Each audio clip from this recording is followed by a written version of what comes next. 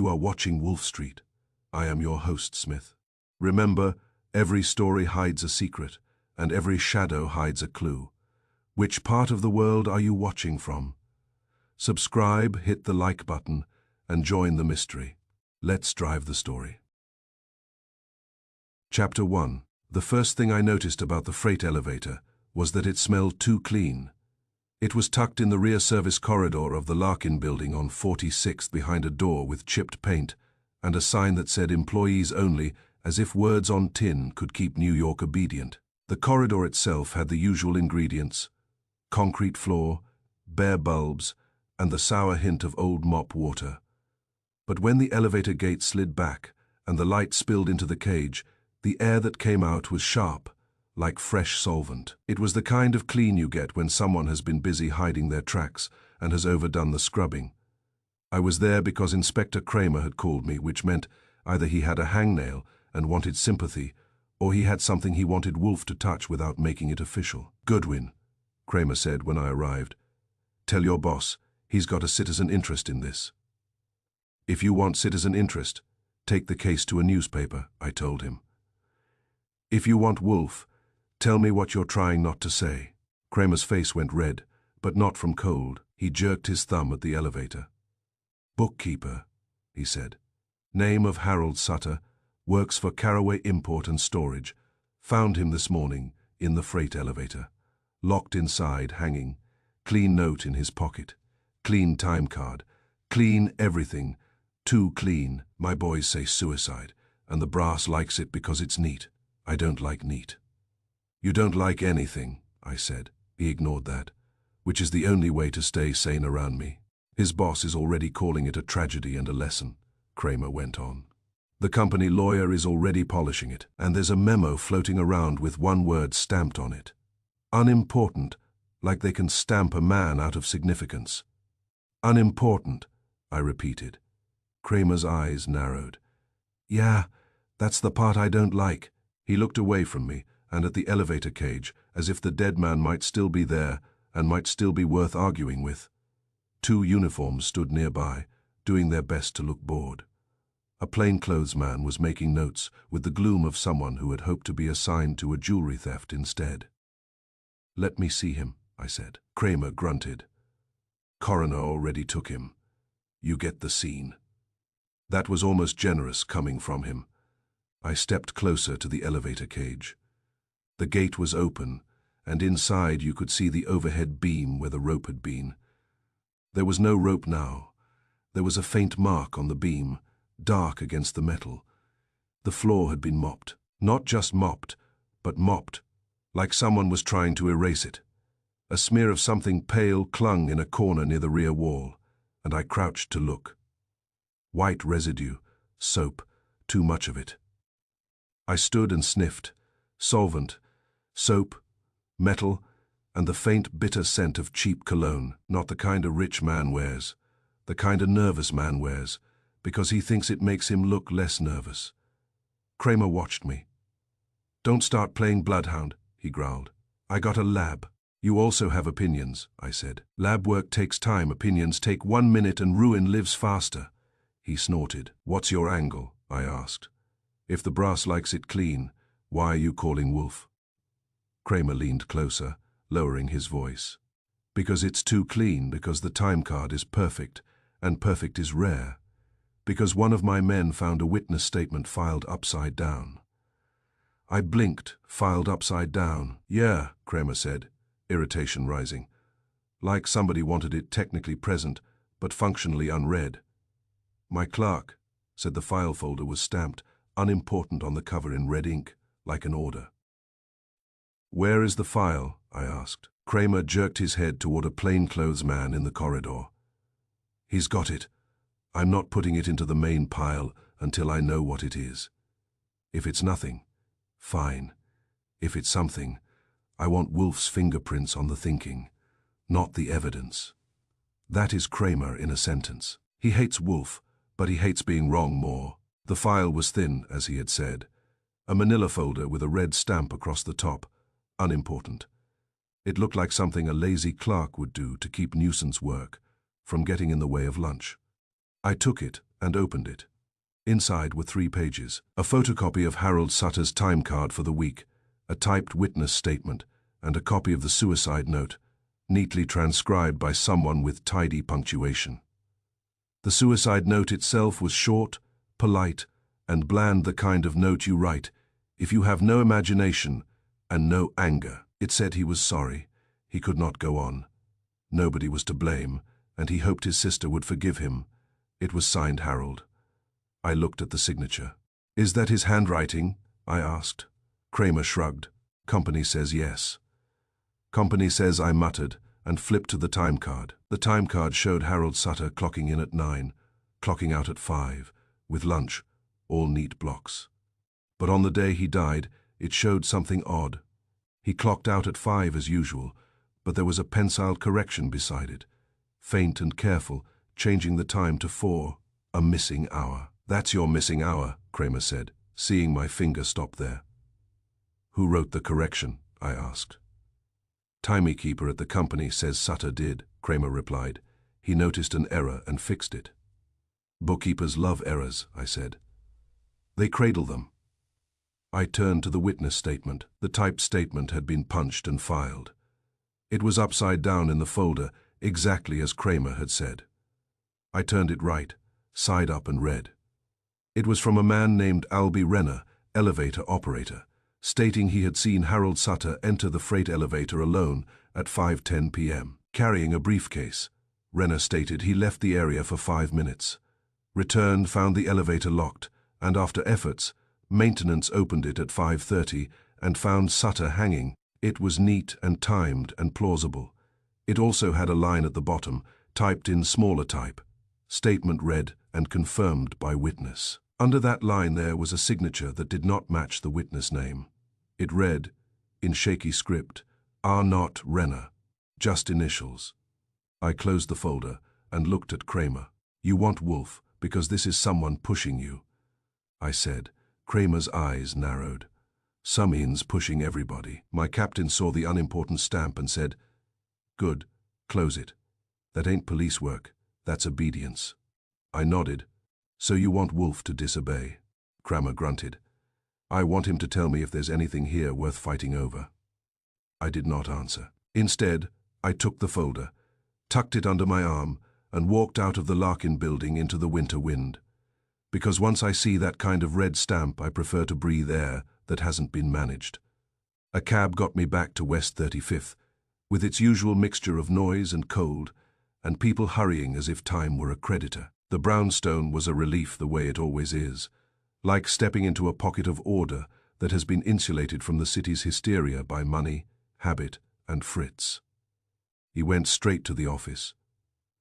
Wolf was in his chair behind the desk. Of course, the book in his hand was open. His eyes were on it. His mind was not. His mind is never entirely on the book when I walk in carrying trouble. He did not look up. He spoke as if continuing a conversation we had started yesterday. "You have returned," he said. "I missed you too," I told him. He sighed heavy. "Do not be childish." I put the file folder on his desk where he could see the red stamp. Unimportant. That made him look up. He stared at the stamp, as if it had insulted him personally, which, in a way, it had. Wolf does not like being ordered by anyone, especially by anonymous ink. "What is that?" he asked. "A command," I said, "delivered by the police and stamped by somebody with a red pad and a bold hand." Wolf's eyes narrowed. "From whom?" "Company file. Caraway Import and Storage. Bookkeeper found dead in a freight elevator. Kramer's people call it suicide with a clean note. Kramer doesn't like clean." Wolf made a sound that could have been amusement if it had been warmer. "Kramer likes only 2 things, coffee and being contrary." "This time contrarian may be the same as correct," I said, and opened the folder for him. Wolf did not touch it. He never rushes to touch evidence. He prefers to make other people smudge it first. I handed him the time card. He took it between thick fingers and studied it with care. "A missing hour," he murmured. "And a correction in pencil," I said. "Sutter supposedly wrote it." Wolf's eyes moved to the witness statement. I turned it right, side up for him, and pointed at the signature line. Upside down filing, I said, and initials instead of a name. Wolf's mouth tightened. An effort to keep it present and unnoticed. That's what I thought, I said. Also, the elevator smelled like someone cleaned it with enthusiasm. Wolf's gaze stayed on the paper. Enthusiasm is often guilt. I leaned back. Kramer wants to know if he should fight the suicide label. Wolf's eyes lifted to mine. And you? I want to know who stamped unimportant, I said. Nobody stamps a file like that unless they want someone else to stop reading. Wolf nodded slowly. Yes, the stamp is not a conclusion, it is a command. I felt a small chill, because Wolf's tone had that crispness. That means he has found the shape of a problem. He set the time card down and closed the folder carefully. Archie, he said, tell me about the dead man. Harold Sutter, I said. Bookkeeper, works at Caraway, found hanging in freight elevator around 5:30. Note says sorry, can't go on. Nobody to blame, forgive me, signed Harold. Wolf's eyes narrowed. Family. Mentioned a sister, I said. No other details in the file. Company probably has a form. Wolf's mouth tightened. Company forms are useful for hiding people. He leaned back. The missing hour on the time card is not trivial. The upside-down witness statement is not trivial. The unimportant stamp is not trivial. Therefore, the suicide is likely not trivial. That's a lot of not trivial, I said. Do we take the case? Wolf's eyes narrowed at me as if I had asked whether he intended to breathe. We will, he said, but not for Kramer, not for Caraway, for the person who applied that stamp. I rubbed my chin. That person didn't sign it. No, Wolf said, but he left a trace. He gave us something. He told us where to look. When a man commands the world to stop reading, Archie, it is because he fears what reading will reveal. I took a breath. What do you want first? Wolf's eyes were calm. The building, the elevator, the witness, the timekeeper, and the bookkeeper's sister. That's 5 things, I said. You're getting ambitious. Wolf's expression remained bland. I am getting interested. I stood. I'll start with Caraway. Wolf raised a finger. Number first, bring me coffee. Fritz's coffee. Not that bitter fluid you call acceptable. I went to the kitchen, because when Wolf is interested, he becomes even more Wolf. Fritz provided coffee with the serenity of a man who believes caffeine is a moral necessity. When I returned, Wolf had reopened the folder and was studying the witness statement with an intensity that made paper seem important again. He looked up as I set the coffee down. Archie, he said. The witness statement is typed. Yes, the witness's signature is initials, Wolf continued. Yes, Wolf's eyes narrowed. Therefore, either the witness is illiterate, or the witness is not the witness. I stared at him. That's a neat little inference, I said. You're saying the wrong man signed it. Wolf's voice was calm. I am saying someone expects us not to notice the difference between a name and 2 letters. My phone rang then, sharp in the quiet. I picked it up. A nervous voice said, Is this Mr. Goodwin, Mr. Archie Goodwin? This is Stanley Pritchard. I work records at Caraway. Yes, I said. Who is this? The folder, the one stamped. I shouldn't have. I was told it was unimportant. And now, I said, you're calling because you've learned it's important. The voice lowered further. They're asking who looked at it. I don't want trouble. You bought trouble when you came to our door, I said. Where are you now? Another pause, then. Basement records room, Caraway. It's me, Pritchard, the one who brought the folder. If they see me on the phone, I'm finished. I looked at Wolf. He was watching me, eyes narrowed, hearing only my half of the conversation and still learning from it. I said into the phone, Listen, stay where you are. Don't talk to anyone, and don't hang up. Tell me one thing, who stamped unimportant? The line went quiet. Then the voice whispered. I didn't see his face, but I saw his ring, a gold ring with a black stone. I felt my grip tighten on the receiver. Wolf's eyes narrowed further, as if he had just been handed the first real thread. On the phone, the voice said, "He's coming down the stairs now." Chapter 2. When a man calls from a basement records room and whispers about a gold ring with a black stone, you do not finish your coffee first. You finish the call. I kept my voice steady because a steady voice is the cheapest kind of courage. "All right," I said into the receiver. "Do not move. Do not cough. Do not breathe loud. Tell me what you see without turning your head." The nervous voice on the line did a quick shallow inhale. The stairs, the filing cabinets, the desk, the wall clock, and the door. "Good," I said. "Now the footsteps. Are they steady or hurrying?" "Steady," he whispered. "Like he owns the stairs." That told me enough. A man who owns stairs also owns rules. I glanced at Wolf. He was in his chair, coffee at hand, eyes narrowed, listening to my half of the conversation and filling in the other half with his imagination and contempt. "Put the phone down," I told the voice. "Not on the desk, on the floor behind a cabinet. Leave the line open. Then slide yourself into whatever hole you can find that does not involve being seen. Do it now." A faint scrape, a breath. Then the line went quiet except for a thin background hum. Wolf spoke softly. "Archie." "Yes." "You will go," Wolf said. "That was my plan," I said. "Any special instructions besides not dying?" Wolf's eyes stayed on me. "Observe the ring. If it exists, identify the man if you can without being foolish." "Without being foolish?" I repeated. "A difficult assignment." Wolf did not smile.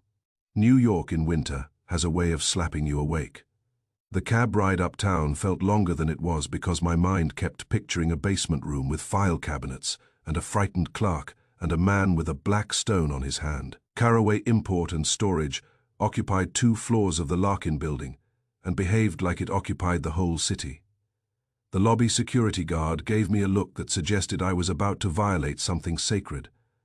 But I had already violated it by existing. I flashed a badge I did not have. My face. Sometimes that is enough. "I'm here about Harold Sutter," I said. The guard's eyes shifted. "That's been handled." "Everything's handled," I told him. "Until it isn't.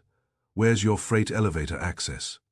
His shoulders tightened as if he wanted to refuse. Then he looked at my expression and decided refusal would cause more paperwork than cooperation. "Rear corridor," he muttered. I walked fast, because speed is polite when someone is hiding. The service corridor smelled of mop water and management. I found the door to the basement stairs and went down. The building's lower levels were colder, the air heavier, the light meaner. File rooms and boiler rooms are where buildings keep their secrets, and this one had plenty at the bottom. A hallway stretched with bare bulbs and metal doors. One door bore a sign records. It was ajar. I eased it open and stepped inside. The records room was exactly as described. Filing cabinets in rows, a desk with a lamp, a clock on the wall, a staircase door at the far end, and near the desk, a man in a grey suit standing with his back half turned, as if he had just come down the stairs and was deciding what he owned next. His right hand rested on the desk. On that hand was a gold ring with a black stone. The nervous clerk was not visible. That was good. The man turned slightly, enough for me to see his profile. Clean-shaven mid-40s, hair combed with discipline, the kind of face that tries to look like it belongs in boardrooms and succeeds, as long as the lighting is flattering.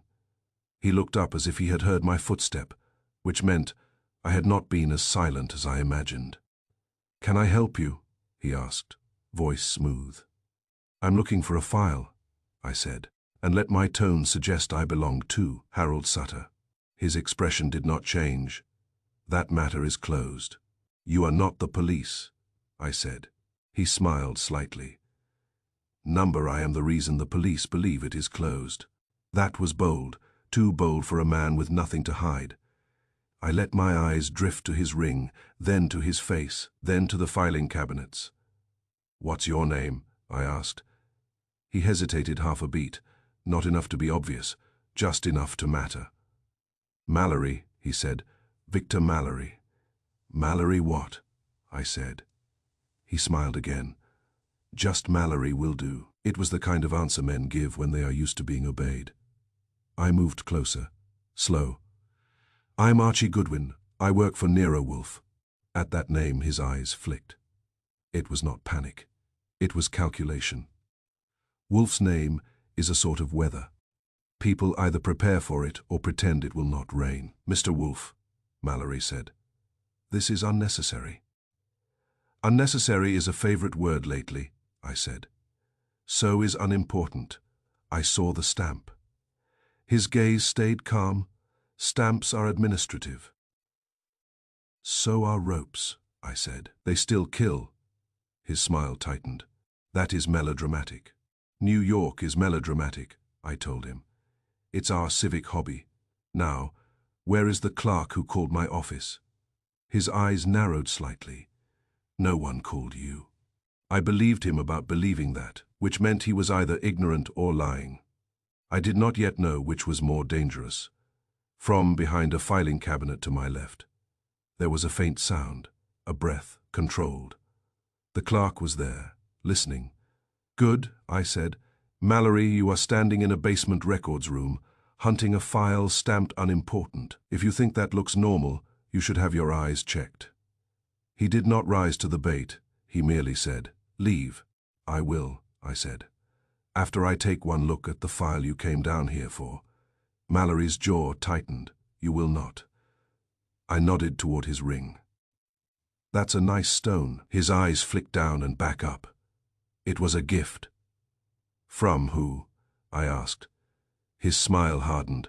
"You ask too many questions." "Wolfe pays me to," I said. He stepped closer. Just one step, enough to crowd me.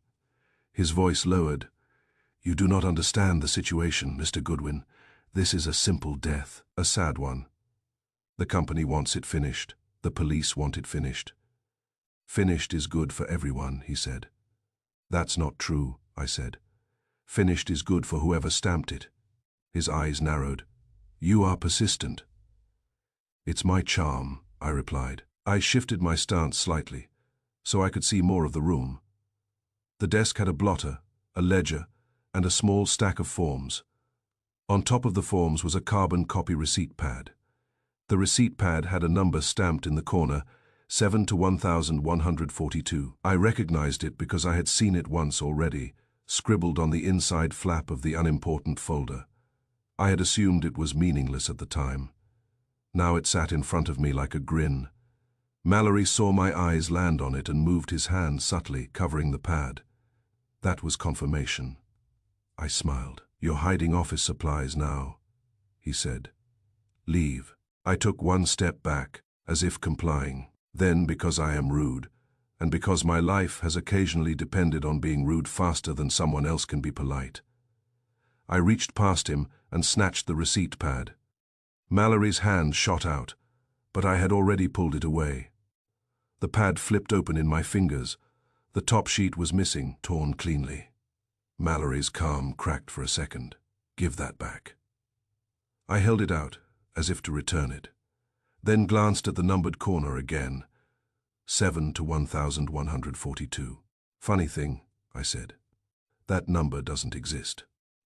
Mallory's eyes narrowed. "What?" I shrugged. "In the company records, the folder says the receipt number is 7 to 1142, but the accounting system says it is invalid, unless you know where to look."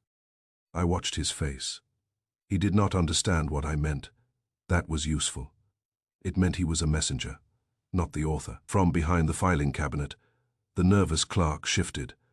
I saw 2 fingers appear, trembling, pointing at the desk drawer. He wanted me to look there. Mallory followed my gaze and lunged toward the drawer. I moved first. I kicked the drawer shut with my foot as he grabbed for it, then stepped in close, shoulder to shoulder. "You're making a mess," I said. "This is not your business," he hissed. "It became my business when you started hunting paper in a basement," I said. Footsteps sounded on the stairs door. Mallory froze, then smiled tightly. "Excellent." The stairs door opened and a second man entered. This one was younger, broader, and wearing the kind of coat that says he does not file papers unless the papers are attached to someone's throat.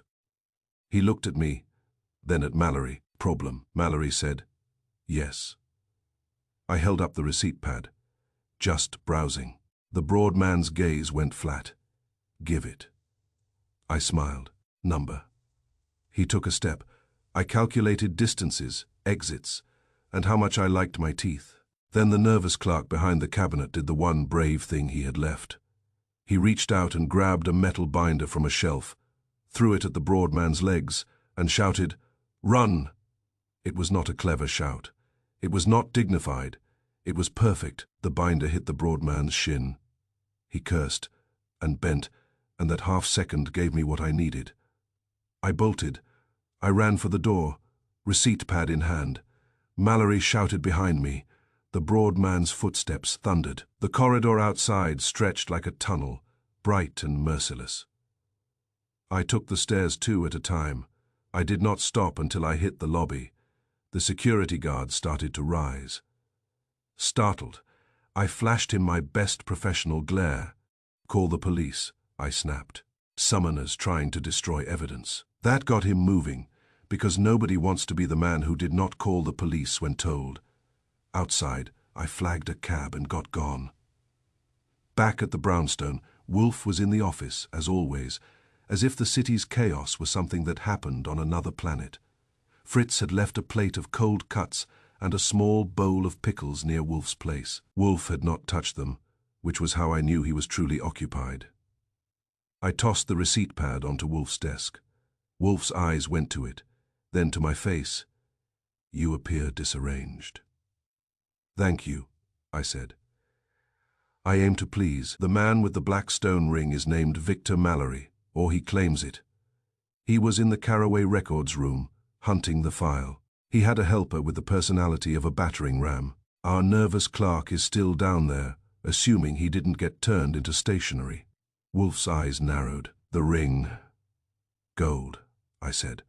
"Blackstone, worn like a badge." Wolf nodded once. "And the receipt." I tapped the pad. The folder had a receipt number. 7 to 1142. Accounting system says it doesn't exist, unless you know where to look. And this pad matches the number, but the top sheet is torn out. Wolf's gaze sharpened. "So the number exists somewhere else." "Exactly," I said. "A parallel system off, books, receipts, a private ledger, something that only matters to someone who wants the world to stop reading." Wolf leaned back slightly. "Now we have structure. Sutter handled vendor payments for a city contractor, you said." "I learned that too," I said. "Before the sprinting, I visited Sutter's office." Wolf lifted an eyebrow. "Proceed." I told him about Caraway's bookkeeping floor, the neat desks, the tidy expense folders, the way Sutter's chair had been cleared too quickly, like someone erasing a co-worker. I told him about the supervisor, a man named Delaney, who shrugged too hard and insisted nothing had been stolen, nothing irregular, suicide, tragedy, move on. Then Delaney slipped and said the note's ink was blue before I had mentioned the note at all. Wolf's eyes narrowed. He named the ink color prematurely. "Exactly," I said, "which means he has seen the note closely or has been coached about it." Wolf's mouth tightened. "Or wrote it." "Possible," I admitted. Also, Sutter's desk calendar had 2 appointments marked RVP. Delaney claimed it meant routine vendor payments.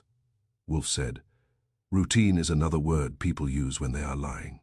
He sat very still for a moment, thinking. Then he spoke in that calm, heavy tone that means instructions are arriving. "Archie, I want a list." "Of course you do," I said. "What kind?"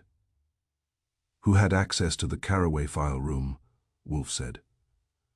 "Names, job titles, times, also, who benefited from the police calling this suicide and closing it quickly." "That's not a list," I said. "That's a city." Wolf's gaze remained steady. "Begin with Caraway, then the contractor, then the building." I nodded, "And the receipt number." Wolf tapped the pad. "Yes, The receipt number that does not exist in the ordinary records. It exists in an extraordinary place. Find that place. I opened my mouth to say something clever, but the front doorbell rang. I frowned, expecting anyone. Wolf's eyes narrowed. Number I went to answer. A man stood on the stoop, wearing a cheap coat and a face that looked like it had been worried into permanent lines. He held a thin envelope. His eyes darted over my shoulder into the hall, as if the house might bite. "You," he whispered. "You're Goodwin." "Yes," I said. "And you are the nervous voice." His throat bobbed. They know, I called. "Come in," I said. He shook his head violently. "Number, I can't. I just brought this." He shoved the envelope at me and backed away as if the paper were burning him. "What is it?" I asked. He swallowed. "The missing place where the number exists." Then he turned and hurried down the steps, moving too fast for a man who wants to look innocent. I shut the door and opened the envelope. Inside was a single slip of paper with a typed line. "WRVP receipts are filed under the mayor's name. Mayor is what the clerks call it. On the internal index it's filed under City." I stared at it, then carried it into the office. Wolf read it once. His eyes narrowed until they were slits. "Interesting," he said softly. I swallowed. "That's one word for it." Wolf set the slip down carefully, as if it were a live insect. "Archie," he said, "we are no longer investigating a suicide. We are investigating a city." Chapter 3. If there is a worse place to spend a winter afternoon than police headquarters, I have not found it. The building on Center Street has a smell that never changes. Wet wool, stale coffee, and human nature pressed flat by fluorescent lights. The corridors are lined with men who have learned to look busy while thinking about dinner, and clerks who stamp paper as if the stamp itself were justice. I was there because someone wanted a file to vanish. Kramer had not invited me. He would rather chew nails than put a welcome sign out for Nero Wolf's assistant. I went anyway. That is one advantage of working for Wolf. People either stop you at the door or they wave you through, because they do not want to be the man who provoked the kind of attention Wolf eventually brings. At the lobby desk, a uniform asked my name. "Goodwin," I said. He frowned. "Who you with?" "Trouble," I told him. He did not laugh. He made a note as if I were a package that might explode, and then waved me down the corridor with the weary resignation of a man who has already seen worse. Record sits behind a counter that looks built to discourage curiosity. The clerks there work with the dull rhythm of people who file complaints for a living. Their eyes skim everything and absorb nothing, because absorbing would be fatal. I leaned on the counter like a citizen with a dull question and let my face go slack with boredom. Boredom is a passport in places like that. It makes you part of the furniture. A clerk with tired eyes looked up. "Yes, I'm looking for a file," I said. "Harold Sutter, Caraway Import and Storage, came in yesterday." His eyes flicked, quick and involuntary, to a cabinet bank behind him. That tiny movement told me the file existed, and that it was not where it belonged. "Suicide," he said, shrugging. "Maybe," I said. "I need to see it." He frowned. "Private detective." "Private nuisance," I agreed. He leaned back. "We don't show files to private detectives." I nodded as if reasonable. "Then I'm here to admire your filing system." He did not smile. "Move along." I lowered my voice. "Routine vendor payments are filed under the mayor's name." He stiffened. His eyes sharpened, then shifted away as if he could erase the sentence by not looking at me. "Where did you hear that?" he asked. "From a citizen who is now frightened," I said. "Which makes me curious. Show me the folder, stamped unimportant." He hesitated, and a swallow moved in his throat. He glanced sideways toward another clerk, then toward a door at the far end, where a sergeant's desk sat like a small throne. "I can't," he muttered. "You can," I said. "You just don't want to." He stared at me a moment, then hissed, almost without moving his lips. "If it exists, it's in parking, but I didn't tell you." "Of course not," I said. "You wouldn't want to be important." I drifted away from the counter with the aimless gait of a man who might be searching for a restroom or a conscience. Two uniforms were talking near a doorway, laughing about a football bet. I nodded to them and kept moving. If you look like you belong, you can commit small crimes inside large institutions. The cabinets were labeled by category. One category, unbelievably, was parking violations. That is where the city stores a good portion of its petty rage and most of its paperwork that no one wants to read. I slid open the drawer just enough to see. The folders inside were thin, greasy with handling. The paper edges curled like tired leaves. I ran my fingers along the spines and felt grit. Then I saw it. A manila folder, clean and thin, stamped unimportant in red, shoved between parking summonses, like someone had tried to make it disappear into dust and boredom. It was the kind of hiding place you choose when you think the world stops reading, as soon as it sees the right label. I pulled it out gently and opened it. The pages I had already seen were there. The time card copy, the witness statement, the transcribed note. But there were additions now. A yellow slip paper, clipped to the inside flap, stamped with an internal code, RVP -7, -1142. And beneath that, typed in smaller, colder letters, filed under City. Not the mayor's name exactly. City. An umbrella big enough to hide anything you don't want, pinned to a single office. I closed the folder and slipped it inside my coat. The stamp on the front felt like a hand pressing against my ribs. As I turned away from the cabinet bank, I saw Stanley Pritchard from Caraway. I recognized him at once, even though I had only heard his voice. Fear has a face. He was young, thin, with hair combed in a hurry and eyes that kept darting toward the lobby doors, as if expecting them to open and spit trouble. He stood near the records counter, speaking to a supervisor, nodding too quickly, hands fidgeting with a paperclip. He met my eyes and went pale. I gave him a small nod. Hold still, do not move. Let me get out first. He did the opposite. He took one step backward, then another, as if his body had decided flight was the only safe language.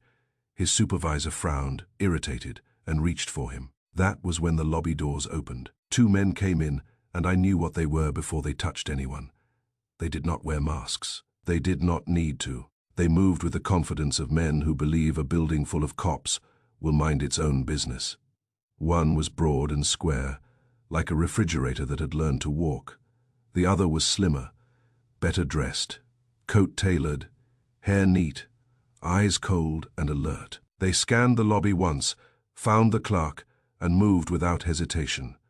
The broad man reached the clerk first, took him by the upper arm, and steered him toward the doors as if they were old friends leaving together.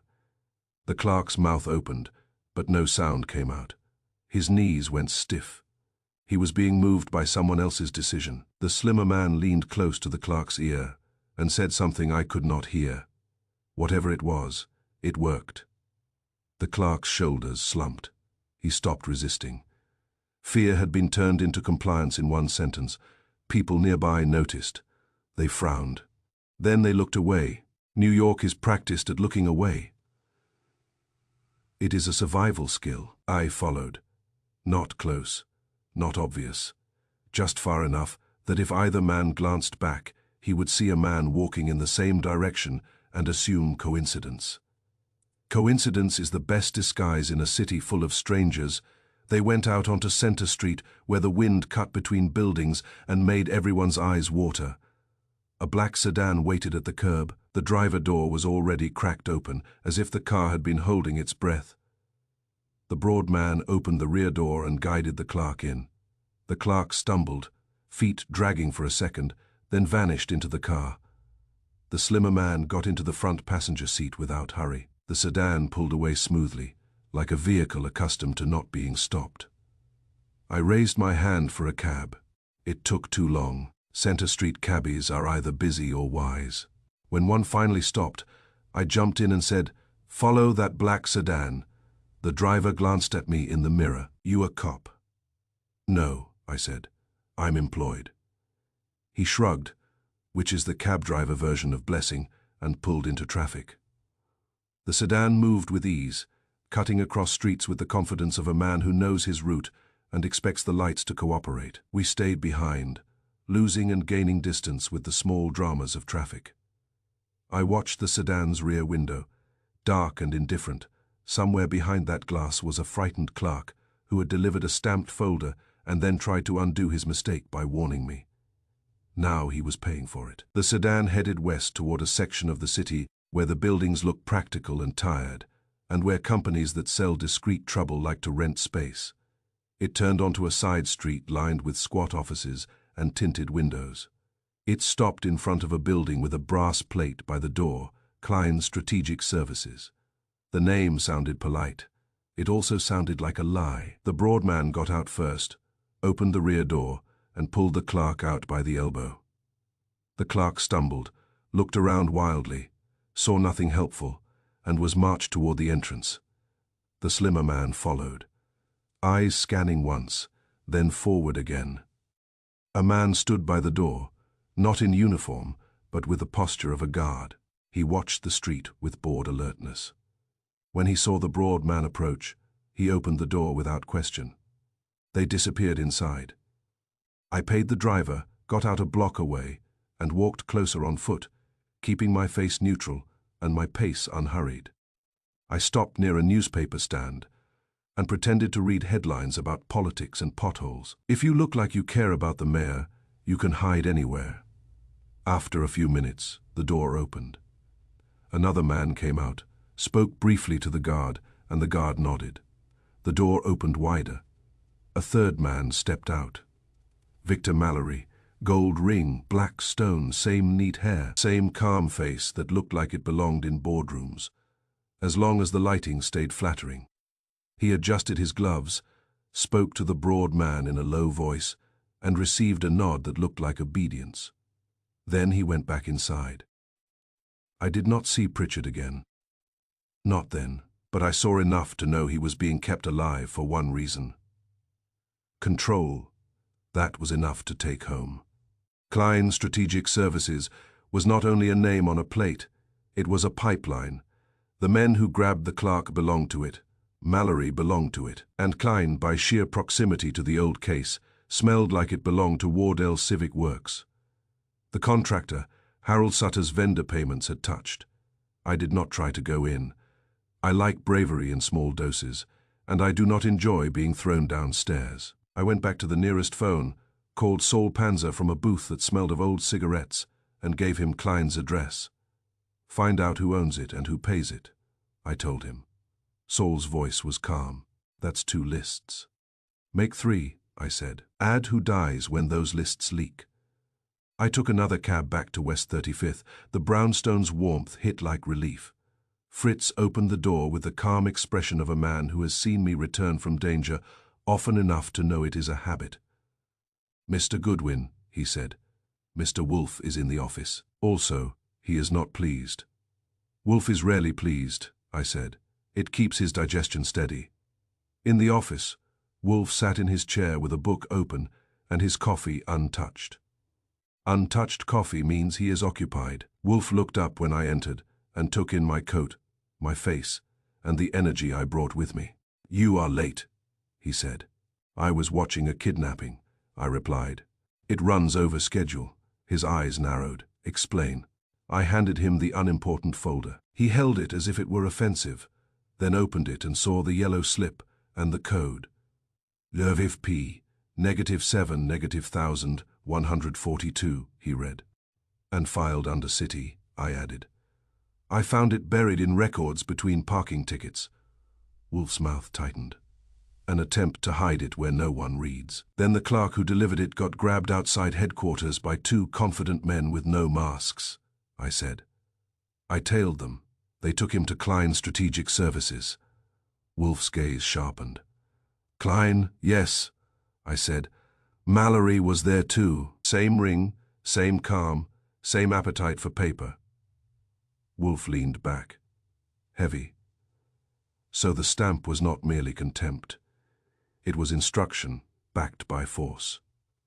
That's one way to put it, I said. The other way is that somebody is scared of a receipt number. Wolfe tapped the yellow slip with a finger. Yes, a number that does not exist in ordinary accounts. Therefore it exists in extraordinary ones. I nodded. Wolf, nobody kidnaps a man over paperwork, unless the paperwork can hang them. Wolf's eyes held mine. Precisely. He sat still for a moment, and I knew he was building the structure in his mind, placing pieces where they belonged, not where people wished they belonged. Finally he spoke. Archie, Wolf said, we are no longer investigating a suicide. I raised an eyebrow. We're investigating a filing system. Wolf's voice stayed calm. We are investigating the people who believe stamping a folder can stop the world from reading. That belief is always purchased by guilt. I took a breath. What do you want next? Wolf's eyes narrowed. A list of who had access to Carraway's file room. A list of who had access to the police file. A list of who benefits from Harold Sutter being labeled suicide and finished fast. That's 3 lists, I said. Wolf nodded. Begin. Fritz appeared with coffee, because Fritz believes caffeine is necessary when men decide to fight the city. Wolf accepted the cup with the solemnity of a judge receiving evidence. Outside, New York kept moving, loud and indifferent. Somewhere in it, a frightened clerk sat in a room behind tinted windows. Somewhere else, a bookkeeper's missing hour sat on a time card like a hidden handprint. Wolf sipped his coffee and said, "They have instructed us to stop reading." I nodded. "So we read everything." Wolf's eyes narrowed in approval. "Yes, and we will force them to read it aloud." Chapter 4. Saul Panzer arrived at 11:30, with winter on his coat and certainty in his eyes. Saul never looks hurried, even when he is carrying news that ought to make a man run. He had the calm of someone who knows that speed is less useful than accuracy. Fritz had just put Wolf's lunch on the table, and Fritz takes lunch seriously. Wolf takes it as seriously as Fritz does, which is saying a great deal. The dining room smelled of roast and seasoning, and the warm, stubborn order of the brownstone, a small kingdom on West 35th, that persists no matter what the city is doing outside. Wolf sat at the head of the table, napkin placed with precision, his expression sternly prepared for pleasure. The orchids had been attended at 10, which always improves Wolf's disposition from volcanic to merely hazardous.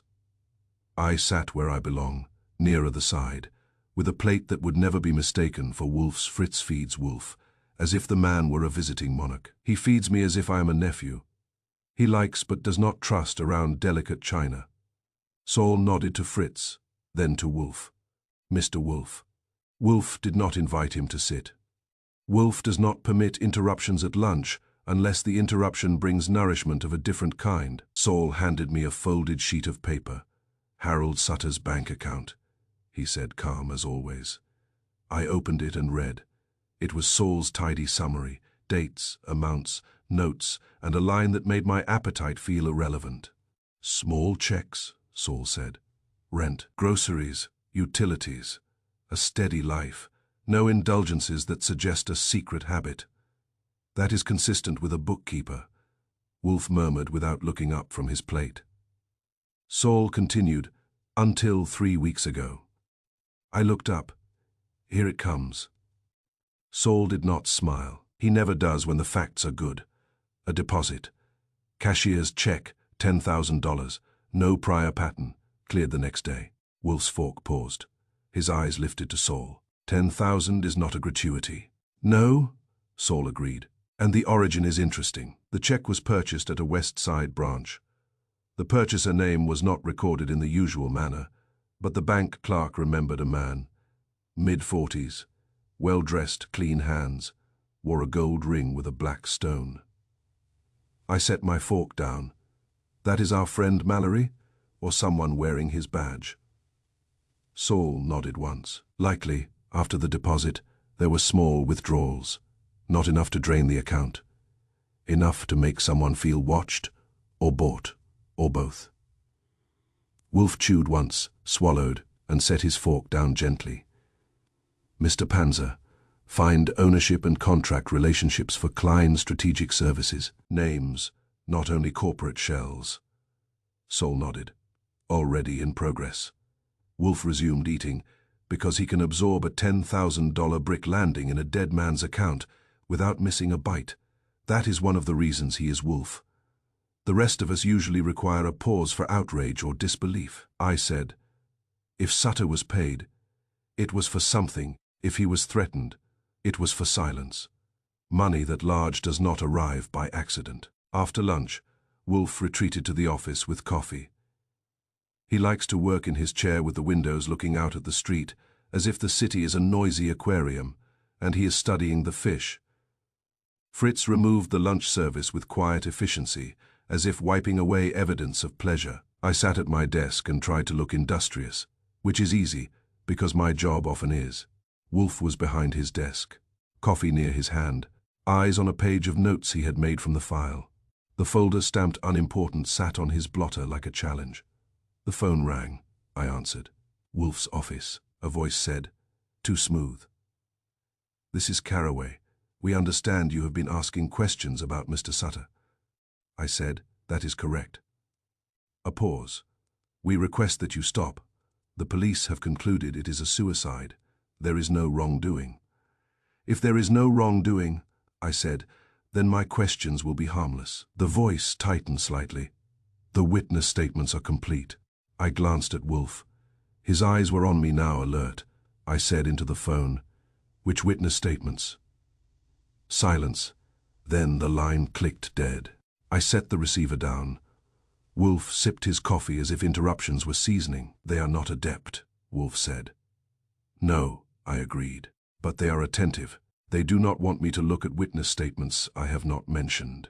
Wolf's eyes narrowed. Therefore, there is an unmentioned witness.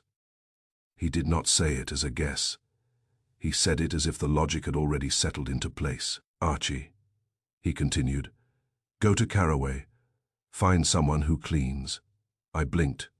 You want a janitor? Wolf's mouth tightened. The people who clean see what others ignore. Their statements are easily suppressed without being destroyed. That is the method we have already observed. I stood and grabbed my coat. Outside, New York was gray and sharp.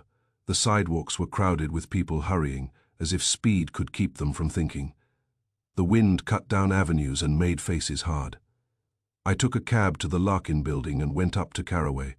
Carraway's floor smelled of paper, toner, and a careful kind of anxiety. Harold Sutter's desk still sat among the others, but it had been reset too neatly. The blotter was new. The pencil cup held fresh pencils. The chair was pushed in as if Sutter had only stepped out for coffee and would return to be unimportant on schedule. Delaney, the supervisor, was in his glass cubicle. He looked up when I entered and frowned like a man who knows an inconvenience by its footsteps. You again, Delaney said. That is my finest talent, I replied. I'm looking for the janitor. The janitor? Yes, I said. The person who empties your trash and hears your secrets while you pretend no one is listening. Delaney's jaw tightened. There is no need. We have cooperated with the police. Then cooperation should be easy, I said. Who cleans Sutter's area? Delaney hesitated, a small pause. His eyes flicked to the corridor. Then he shrugged too hard, the same defensive shrug I had seen before. Building staff, he said, not ours. Name, I said. I don't know, Delaney snapped. That is a lie, I said pleasantly. You know who has keys. You know who has access after hours. You know who sees the freight corridor when you are home feeling innocent. Delaney's face reddened. Get out. I will, I said. After you give me the name. His eyes narrowed. He measured me. Men like Delaney always calculate risk in terms of what might happen to them, not what has happened to others. Finally he muttered, Ramos, Eddie Ramos, works nights. Thank you, I said. Practice that word. It may someday save you. I left and went down to the building's maintenance level. The paint was tired. The light was mean. Nobody with a title spent time there unless something had gone wrong. A man behind a desk looked up with suspicion. What do you want? Eddie Ramos, I said. He jerked his chin toward a door. Break room. I knocked once and opened it. Eddie Ramos sat on a metal chair with a paper cup of coffee in his hands. He was in his 50s, tired, eyed, with the wary posture of a man who has learned that trouble often wears a suit. He looked up and stiffened. "I didn't do nothing," he said quickly. "I'm not here to accuse you," I said. "I'm here to ask what you saw." His eyes narrowed. "Saw what?" "Harold Sutter," I said. "The evening he died. Did you see him?" Diddy hesitated. That pause was fear doing arithmetic. I said, "Iddy, a man is dead. That changes the math. If you saw something, someone else saw it too. The difference is whether it is told by you or told about you." His shoulders sagged slightly. "The cops talked to me." "Did they?" I asked. He nodded too fast. "Yeah?" "What did you tell them?" I asked. He looked down at his coffee cup. "That I didn't see nothing." "That is not what you told them," I said. Dee Dee's mouth tightened. "They told me not to make trouble." "Who?" I asked. He glanced toward the corridor. "Office people. Suit people," I said. "Names." He shook his head. "I don't know names." "All right," I said. "Then give me what you do know. What did you see?" Eddie took a breath. "That day, after 5, I was mopping near the freight corridor. I saw Sutter. He was arguing." "With who?" I asked. "A man dressed nice," Eddie said. "Not like a worker. He had a grey lockbox." My attention sharpened. "A lockbox?" Eddie nodded. "Metal, grey, with a handle." He held it like it mattered. "What did Sutter say?" I asked. Eddie's eyes narrowed, remembering. "Sutter was mad. He kept saying, 'That's not mine, I'm not doing it, I already did enough.'" "And the other man?" I asked. Eddie swallowed. Calm, too calm, like he wasn't arguing. "Just telling," he said. "You took it already, you will finish." I felt a small, cold knot form in my stomach. The words fit too well with the stamp and the missing hour. I said, "Did you see the man's hand? A ring, gold, with a black stone." "Yeah, I saw it flash under the light. I remember thinking it looked expensive." "Did you tell this to the police?" I asked. Eddie's face tightened. "I told somebody. A cop wrote it down. Then later another guy came." "Not a cop," he asked. What I said. Then he told me to forget it. "Ope," he asked what I said. Then he tulop. He asked what I said. Then he told me to forget it. "Id me to forget it." "And you forgot," I said. "I tried," Eddie muttered. I leaned closer. "Where is your statement?" Eddie shook his head.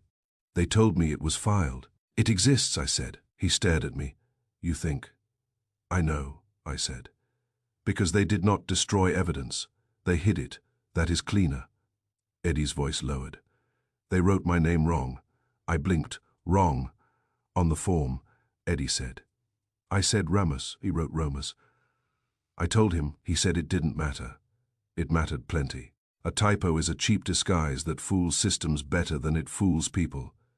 I said, "Thank you, Eddie. Now you go home. You speak to no one. If anyone asks, you saw nothing and said nothing." He swallowed. "I don't want trouble. You already have it," I told him. "I'm offering you a better kind of trouble." I left and went straight back to police headquarters. In records, I found an older clerk with the tired contempt of a man who has filed lies for decades. I asked for Eddie Ramos. He searched and found nothing. Then I asked for Eddie Romas. His hand stopped. He pulled a folder, opened it, and stared with mild surprise. "Well," he said, "look at that." The statement was there, typed and punched, and filed in exactly the way Wolf had predicted. It was under the wrong spelling, and worse, it was clipped into the wrong witness section, attached to Renner, the elevator operator, like an afterthought, that no one would read. It had not been destroyed. It had been taught how to hide. He got a copy, thanked the clerk, with more sincerity than he deserved, and returned to the brownstone.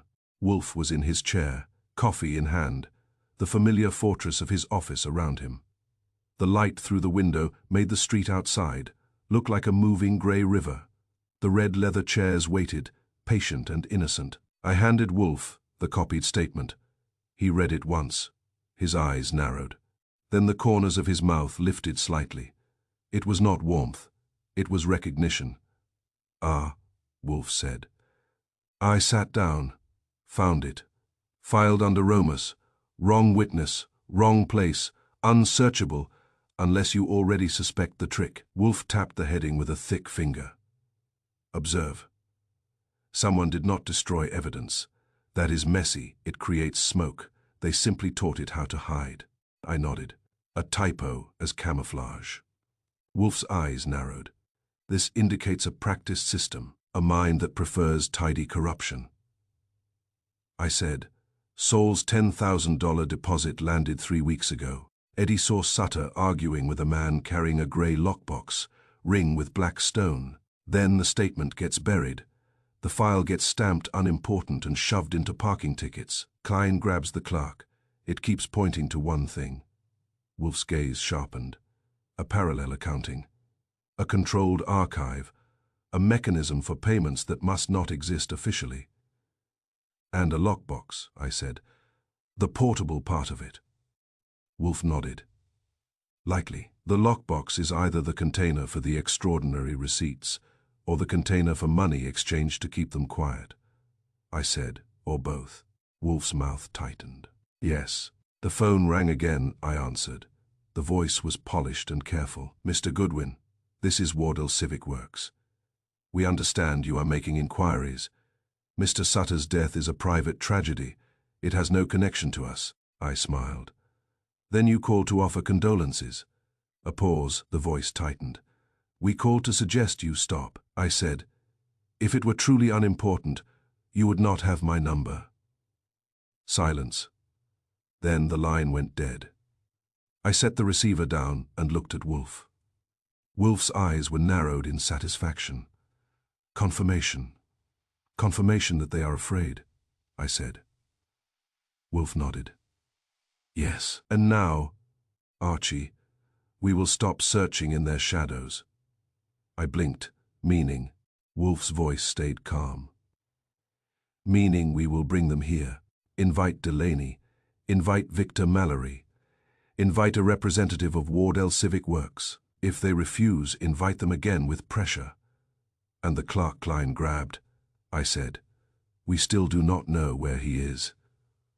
Wolf's gaze held mine. "We will. And when he is recovered, he will become the city's least convenient witness." That was Wolf's version of reassurance. I sat back and looked at Eddie's misfiled statement on Wolf's desk. The small piece of truth trained to hide behind a wrong vowel. It made me think of Harold Sutter's missing hour and the grey lockbox carried like a sin. Outside, the city kept moving and pretending it was clean. Inside, Wolf's thin smile held. They had tried to teach evidence how to hide. Wolf was about to teach people how to speak. Chapter 5. When you go looking for corruption in a city contractor's paperwork, you do not find it by kicking down doors. You find it the way you find rot in a well-painted wall, by tapping until the sound changes. Saul Panzer tapped for us. He has fingers made for it. He came in late afternoon, when the winter light outside had begun to fade into that grey New York, uses as a default mood. Wolf was in his office, of course, with coffee close at hand and the quiet authority of a man who never leaves his chair, unless forced by orchids or appetite. Fritz moved in the background, a silent, competent presence. If you want to understand why Wolf can sit still while the city writhes, it helps to watch Fritz. Order is contagious in this house. Saul did not waste greetings. "Wardell Civic Works payroll," he said. "And vendor payments." He handed me a packet of photocopies and a neat summary sheet. Saul's summaries are like bank ledgers, no decoration, no excuses, only numbers arranged to show you what matters. I skimmed. "Ghost workers," I said. Saul nodded. "Names paid but never clocked. No badge swipes. No site signed. In no union log. But checks issued. Regular intervals. The same names appear across 3 projects." Wolf's eyes narrowed, and the connection to Harold Sutter. Saul placed a finger on a column. "Each ghost name is tied to a vendor payment approved through Caraway's routine vendor payment channel. The payment line item is always innocuous. Cleaning supplies, concrete mix, safety signage. But the dollar amounts don't match the scale." I looked up. So the vendor is a funnel, and the ghost worker is the cover. Saul nodded. And Sutter's approval initials are on each entry. Wolf leaned back slightly. Therefore Sutter either participated or objected. He objected, I said, thinking of Eddie Ramos's account. The grey lockbox, the argument, the line. You took it already. You will finish. Wolf's eyes narrowed. We do not yet know. But we know the pattern is not accidental. Saul added. The vendor names are mostly shells. One has an address that matches a mail drop in Queens. Another traces back to a corporate formation service. One name appears on a Klein Strategic Services invoice as a subcontractor. That made me sit straighter. Klein is not just muscle, they're billing. Saul nodded. Consulting, security coordination, risk mitigation, the kind of words used when you want a check to look respectable. Wolf's mouth tightened. Very good. Now we have motive for suppression. Ghost workers are fraud. Fraud involves contracts. Contracts involve public money, and public money involves the kind of people who believe a stamp can make a problem vanish. I said, we still need the missing middle. Wolf's eyes narrowed. Yes, the elevator. I pushed my chair back. I'll go see the sister. Wolf regarded me. The sister will be frightened. Everyone is frightened, I said. It's winter. Wolf's tone stayed mild. Be attentive. Fear is informative. Harold Sutter's sister lived in a fourth-floor walk-up on the east side, the kind of building where the stairwell smells of cabbage and resignation. Her name was Marlene Sutter, and she opened the door with eyes that looked like they had been crying and then trying to stop. You're from the police, she said quickly. No, I replied. I'm from the man the police complain about, Nero Wolfe. That meant nothing to her, but my tone and suit suggested I was not selling encyclopedias. I don't want trouble, she said. I'm not offering comfort either, I told her. May I come in? She hesitated. Then opened the door wider. Her apartment was small and neat, and full of objects arranged as if order might protect her. A framed photo of Harold sat on a shelf, a thin man with careful hair and the weary smile of someone who has been told his work is unimportant. Marlene sat on the edge of a chair as if she did not trust furniture. I already told them, she said. I told them he was depressed. He was nervous. He didn't sleep. He was scared. Scared of dying, I asked. She shook her head violently. Number, that was immediate, emphatic and useful. He wasn't brave, but he wasn't that. He was scared of something else. Of what? I asked. She swallowed. The elevator. I blinked. He was scared of an elevator. She nodded, eyes bright. He kept saying it. The elevator. He would come home and say he had to take the freight elevator, and he would go quiet, like he was tasting something bitter. I told him to ask for a different assignment. He said he couldn't. Why not? I asked. She looked down at her hands. He said, they watch. Who? I asked. She shook her head. He wouldn't say names. He would say, they like it was safer that way. He said if he refused, they would make it happen. Make what happen? I asked. Though I already felt the answer, she whispered, make him die. I held still. There is a particular cruelty in that phrase because it doesn't mean murder in the ordinary way. It means forcing a person into a corner until death looks like a choice. Marlene looked up at me, eyes pleading. He said, if I die, they'll call it my fault. He said it like he was rehearsing it. I nodded slowly. Did he tell you why? She shook her head. He said he saw something. Papers, numbers, names. He said, it was like looking into a drain. He said, once you look, you can't pretend you didn't. I thought of Wolf's comment. Somebody had commanded the world to stop reading. Harold had read anyway. Marlene's voice trembled. The week before, he got money. 10,000. He told me it was a bonus. I laughed. He didn't laugh back. I kept my tone gentle because this was not a time for my usual smart remarks. Did he show it to you? She nodded. He showed me the bank slip. His hands shook. He said, It's bait. Did he say who gave it? I asked. She shook her head. Number, but he said a man came to his office with a box. A grey box, he said it was heavy. My jaw tightened. A lockbox. Marlene nodded. Yes. He said it was like carrying a secret. I asked, did he ever talk about leaving the job? Her eyes filled. I begged him, he said. Leaving wouldn't help. He said once they think you know everywhere. That was paranoia, but not necessarily irrational paranoia. In this city, paranoia is sometimes just awareness with bad manners. He asked, did he leave you anything, papers, notes? She hesitated, then stood and went to a drawer. She came back with a folded sheet of paper. He wrote this, she whispered. 2 days before. He told me to keep it if anything happened. I unfolded it. It was not long. It was a list of 3 items in Harold's neat handwriting. Arvis P. Lockbox Klein underneath was 1 sentence underlined. The elevator is their story. I exhaled slowly. Marlene watched me. What does it mean? It means he was trying to tell you who to blame without writing a name, I said. She swallowed. They'll come for me.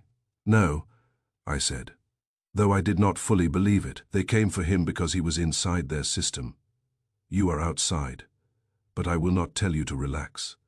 I will tell you to be cautious. She nodded, eyes fixed on the paper. Can you make them stop? I work for a man who dislikes being instructed, I said. He will try. When I left, the winter air felt sharper. I went straight back to the brownstone. Wolf listened without interrupting as I told him what Marlene had said. Wolf's face remained composed, but his eyes narrowed more with each detail. When I showed him Harold's note, Wolf took it carefully, read it once, and nodded. Concise, he murmured, and accurate. He was scared of being made to die, I said. Wolf's mouth tightened. Yes, that is a particular form of coercion. It is also convenient for those who prefer clean endings. I sat at my desk and said, we also have a technical angle. Wolf's eyes narrowed. Explain. I pulled out another sheet Saul had included. Not payroll this time, but a log entry from building security. Saul had gotten it through a contact who owed him a favor and regretted it.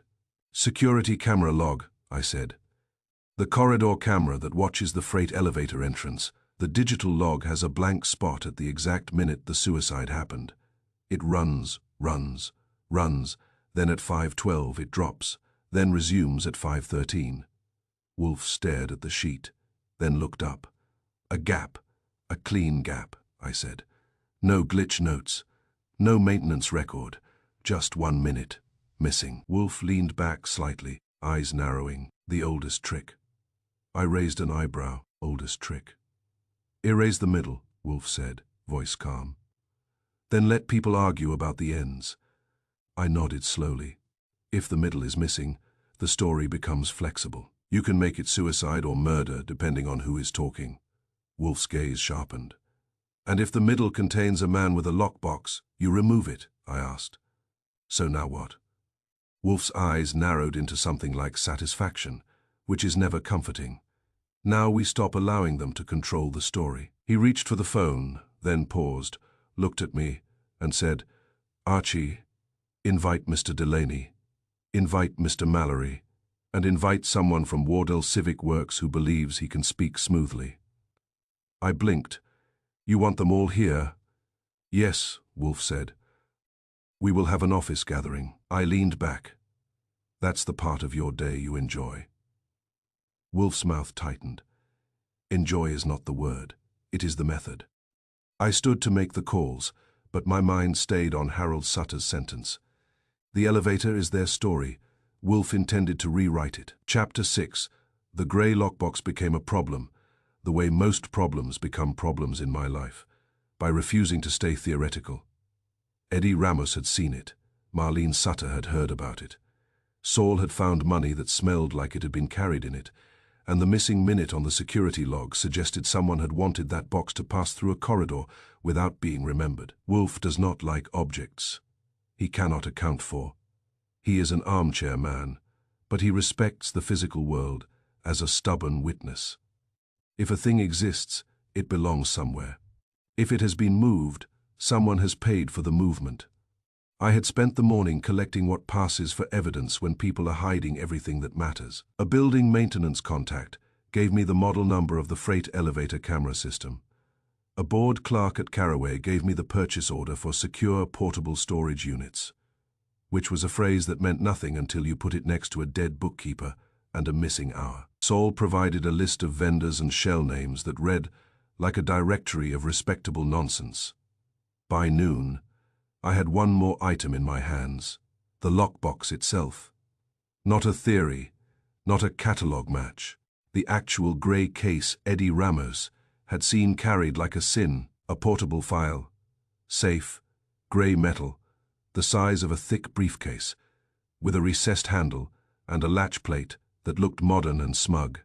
The same style Eddie had described, down to the scuffed corner where the handle met the shell. It had been purchased through a vendor Wardell Civic Works used for site compliance equipment. It vanished off the books afterward, but it turned up again when a frightened man decided it was safer to lose property than to keep it. Vendors rarely do when they enjoy being paid. I brought it to the brownstone like a trophy I did not want. Wolf was in the office. He had completed orchid hours and now sat behind his desk, coffee near his hand, a book open but ignored. The room smelled faintly of polished wood and Fritz's quiet competence. Outside, the street noise rose and fell like weather, and inside, Wolf's calm made it seem unimportant. I set the grey safe on my desk. The metal made a dull, heavy sound. Wolf's eyes narrowed. "What is that?" "Eddie's lockbox," I said. "The one from the freight corridor. Portable file safe, vendor tied to Wardell's procurement chain." Wolf regarded it as if it had insulted his furniture. "Open it." "That's the charming part," I said. "It does not open for charm." I pointed to the latch. There was no keyhole. There was a small black panel with a sensor plate. "Fingerprint latch," I said. Wolf's mouth tightened. "Ridiculous. Useful," I corrected. "Ridiculous is a matter of taste. Useful is a matter of function." He did not argue. That was not agreement. It was interest. I ran my finger along the edges. If this is the same unit, it is not a simple cash box. It's a portable file safe. You can carry paper, drives, receipts, whatever you want to move without leaving a trail, and you can restrict access to one person's hand. Wolf's eyes narrowed. Which would explain why Sutter said, "That's not mine." If he was forced to carry it, he may not have been able to open it. "Or forced to deliver it without knowing contents," I said, "like a courier with a conscience." Wolf leaned back slightly. "The safe is meaningless unless we know who could open it." "Right," I said. "So, I broke into the logic." "You broke into the logic?" "Yes," I said. "Not the safe. I am not a locksmith. I am a man with patience and the ability to read product manuals without falling asleep." He made a small sound that might have been contempt. I continued. "These safes have a fingerprint memory. They also have a reset protocol. Not simple, but not invincible. If you remove the battery pack, then reconnect while holding the latch in a certain position, it forces a pairing mode. You then need a valid fingerprint to complete the pairing. But here is the catch." I tapped the underside panel. Some models log failed attempts and the time of last successful access. Not on the outside, in the internal service interface. It is meant for technicians. Wolf's eyes stayed on the safe. "And you accessed the interface." "I accessed the sticker," I said. "Serial number and service port type. Then I found a technician who enjoys beer and dislikes Wardell Civic Works, which in New York is not rare. He told me where to look and how to confirm it had been used the week the 10,000 landed." Wolf said. And the last successful access time on this unit was 3 weeks ago," I said. "The same week Saul's $10,000 deposit hit Sutter's account." Wolf's gaze sharpened.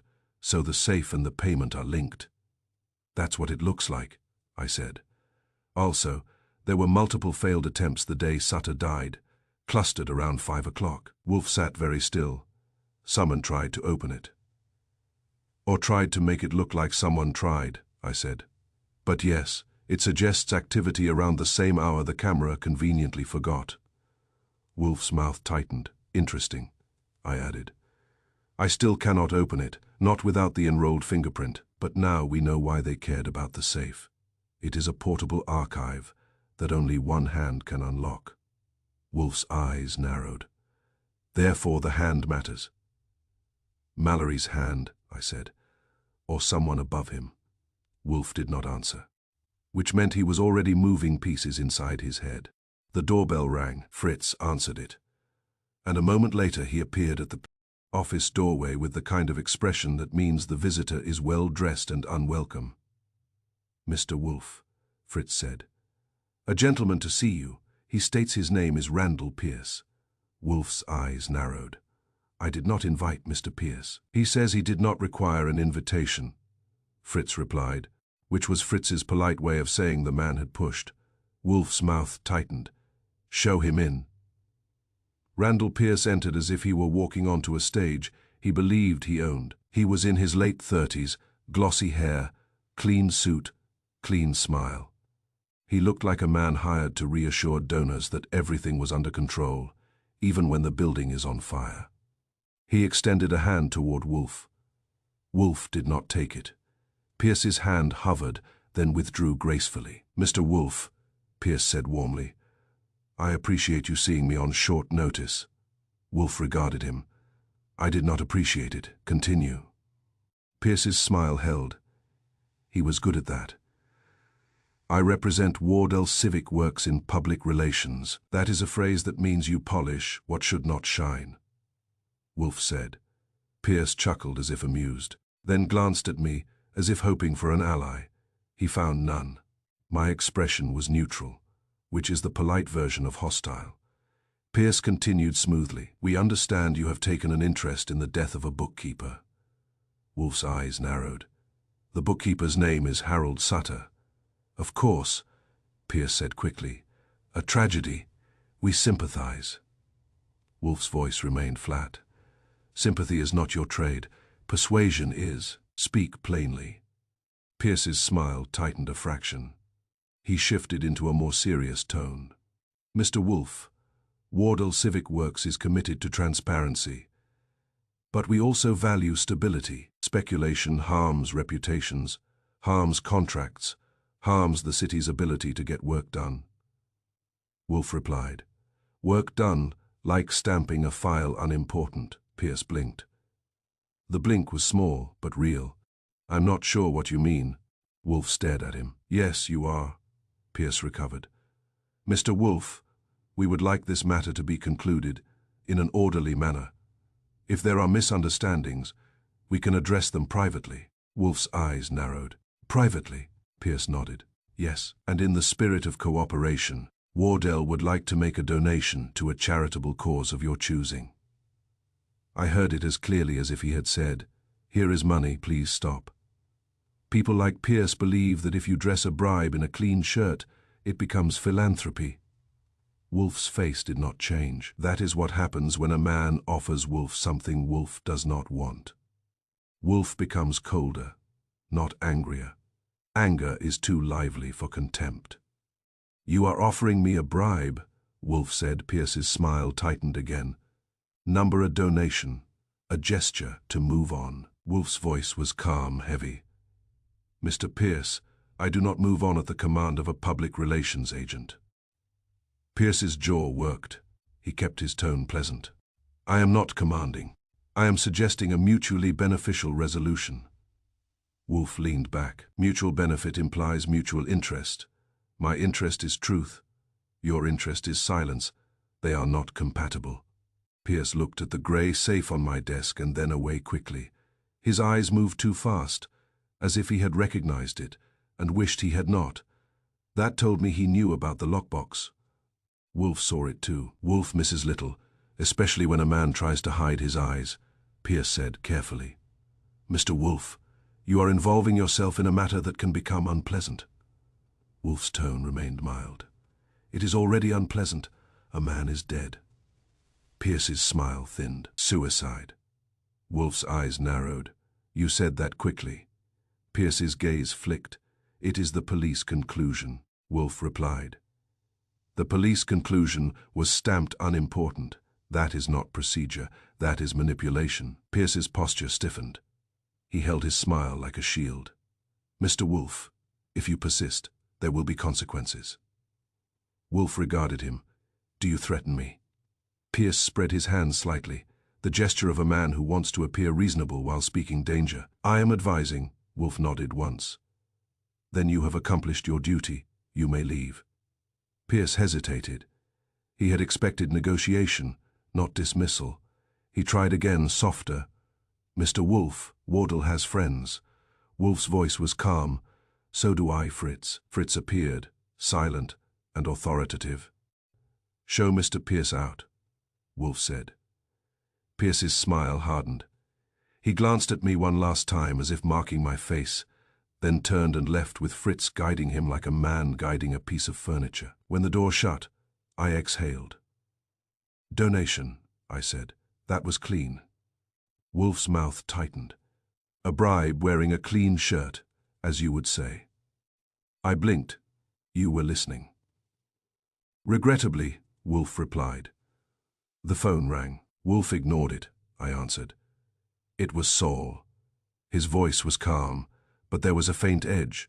Saul's edges are rare and therefore valuable. Archie, he said, the man you just saw, Randall Pierce. I glanced at Wolf. Wolf's eyes narrowed. Yes, I said. Saul continued. I pulled his phone records. Not difficult. Public relations men talk constantly. The interesting part is who he talked to right before the Sutter file got stamped unimportant. I held still. Who? Detective Harlan Reese, Saul said. Homicide. Not Kramer's squad. Different unit. Reese received 3 calls from Pierce in the hour before the stamp appeared on the folder. Wolf lifted his head slightly, eyes sharpening. I said into the phone, a homicide detective. Yes, Saul said. Repeated calls. Short. Then one longer call. Then, shortly after. The file is routed, stamped, and buried. I glanced at Wolf again. He was watching me, as if he were listening through the receiver. Saul added. Reese also logged into records access late yesterday, after Pierce's calls. That is not normal for a homicide detective. Not normal, I repeated, but helpful if you want a shortcut, Saul said. Exactly. I thanked Saul, hung up, and turned to Wolf. Pierce's phone records, I said. Repeated calls to a homicide detective named Harlan Reese, right before the file got stamped unimportant. Then Reese accessed records. Wolf's eyes narrowed. So the stamp came through the system, not around it. Which is worse, I said. Because it means the system has been trained. Wolf leaned back, fingers steepled, and his expression shifted into the calm satisfaction of a man who has located the liver. The label is not for the public, Wolf said. I nodded. For the system. Wolf's voice stayed steady. Yes, a shortcut to forget, a signal that tells clerks, supervisors, and compliant detectives to route it away from attention without requiring explicit orders. I sat back and looked at the grey safe again. And the middle is still missing. The camera minute, the missing hour, the lockbox activity, the clerk they grabbed. Wolf's gaze remained fixed, distant. The missing middle will be supplied when we force the people who erased it to speak. How? I asked. Wolf's eyes narrowed. We will invite Detective Reese. I stared. To this house. Yes, Wolf said. Along with Randall Pierce, Victor Mallory, and Mr. Delaney, and perhaps, if we are fortunate, someone from Klein's Strategic Services who believes confidence is armor. I rubbed my chin. Kramer will love that. Wolf's mouth tightened. Inspector Kramer will endure it. He prefers truth served hot, but he will accept it cold if it comes with handcuffs. I looked at the safe. We still need the fingerprint. Wolf's eyes narrowed. We need the hand. That was when the phone rang again, sharp and insistent. I picked it up. A strained voice said, Mr. Goodwin. It was Marlene Sutter. Yes, I said, Marlene. Her voice trembled. Someone came to my door. A man in a nice coat. He asked if Harold left anything. He smiled like he was doing me a favor. My stomach tightened. Did you give him anything? No, she whispered. I lied. I said I had nothing. He looked at me like he didn't believe me. Then he said, "The elevator is not your story." I felt cold. Wolf watched my face, eyes narrowing. Marlene whispered, "What do I do?" I kept my voice steady. "Lock your door. Do not open it again for anyone. If you hear trouble, call the police, and then call me and Marlene." "Yes," she breathed. "Do not touch the paper Harold gave you," I said. "They want it. That means it matters." I hung up and looked at Wolf. Wolf's voice was calm. "They are tightening the net." I nodded. "They know we are reading." Wolf's eyes narrowed. "Good. Now we will make them read aloud. Archie, call Kramer. Tell him to come to my office tomorrow morning. Also inform him that I will be inviting a homicide detective." I stared. "That will go well." Wolf's mouth tightened. "It will go. That is sufficient." I picked up the phone to call Kramer, and my eyes flicked again to the grey safe on my desk, silent and sealed, as if it were waiting for the right hand to tell its story. Tomorrow, Wolf intended to supply the missing middle, and someone else intended to stop him. Chapter 7, the second folder arrived. The way trouble likes to arrive at the brownstone, without appointment and with the presumption that we would handle it. It came at 9:15 in the morning, when the house is still in its most orderly phase. Fritz had finished breakfast service, the dishes were gone, and Wolf had already climbed to the plant rooms for orchid hours, leaving the first floor with a hush that feels almost moral. I was at my desk, sorting notes and making lists Wolf had demanded, when Fritz appeared at the office door, holding something between thumb and forefinger, as if it might leak. "Mr. Goodwin," he said. "A messenger delivered this." He did not leave a name. He placed it on my desk manila, thin, red stamp across the top, unimportant. I stared at it long enough to feel my blood pressure become an editorial. The stamp was the same size, the same ink, the same confident insult. "Did the messenger say anything?" I asked. "No," Fritz replied. He looked as if he would prefer not to exist. "That makes two of us," I said. Wolf came in 10 minutes later, face flushed slightly from stares, mood improved by the company of orchids. He sat behind his desk, adjusted himself in the chair, and his eyes went immediately to the folder. "Again," he said. "Yes," I replied. "Apparently we are collecting unimportants." Wolf's mouth tightened. "Open it." I did. The paper inside was not the suicide note and the time card this time.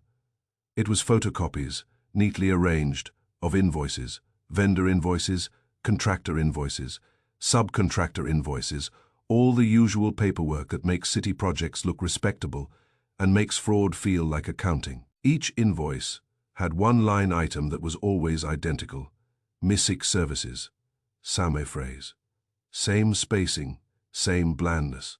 The amounts varied, sometimes a few thousand, sometimes more, but the label never changed. It was the kind of phrase meant to be invisible. If you call something miscellaneous, you are telling the reader not to ask what it is. I said, "Whoever made this folder thinks we're slow learners." Wolf took a page, studied it, and his eyes narrowed. "These are photocopies." "Yes," I said, "not originals." "Therefore the sender did not wish us to have the paper itself," Wolf said. "Only the pattern," I nodded, "and the pattern is Missing Services." Wolf's gaze lifted to mine. "Find what it is." "That's on my list," I said. "I have 2 lists now, one for you, one for my therapist." Wolf ignored that. The invoices. I shuffled them and found the repetition. Different vendors, different dates, but the same line item and a consistent routing through the routine vendor payment channel. Harold Sutter's initials appeared on 3 of them. Delaney's approval mark appeared on 2. One had no approval at all, only a stamped "Received."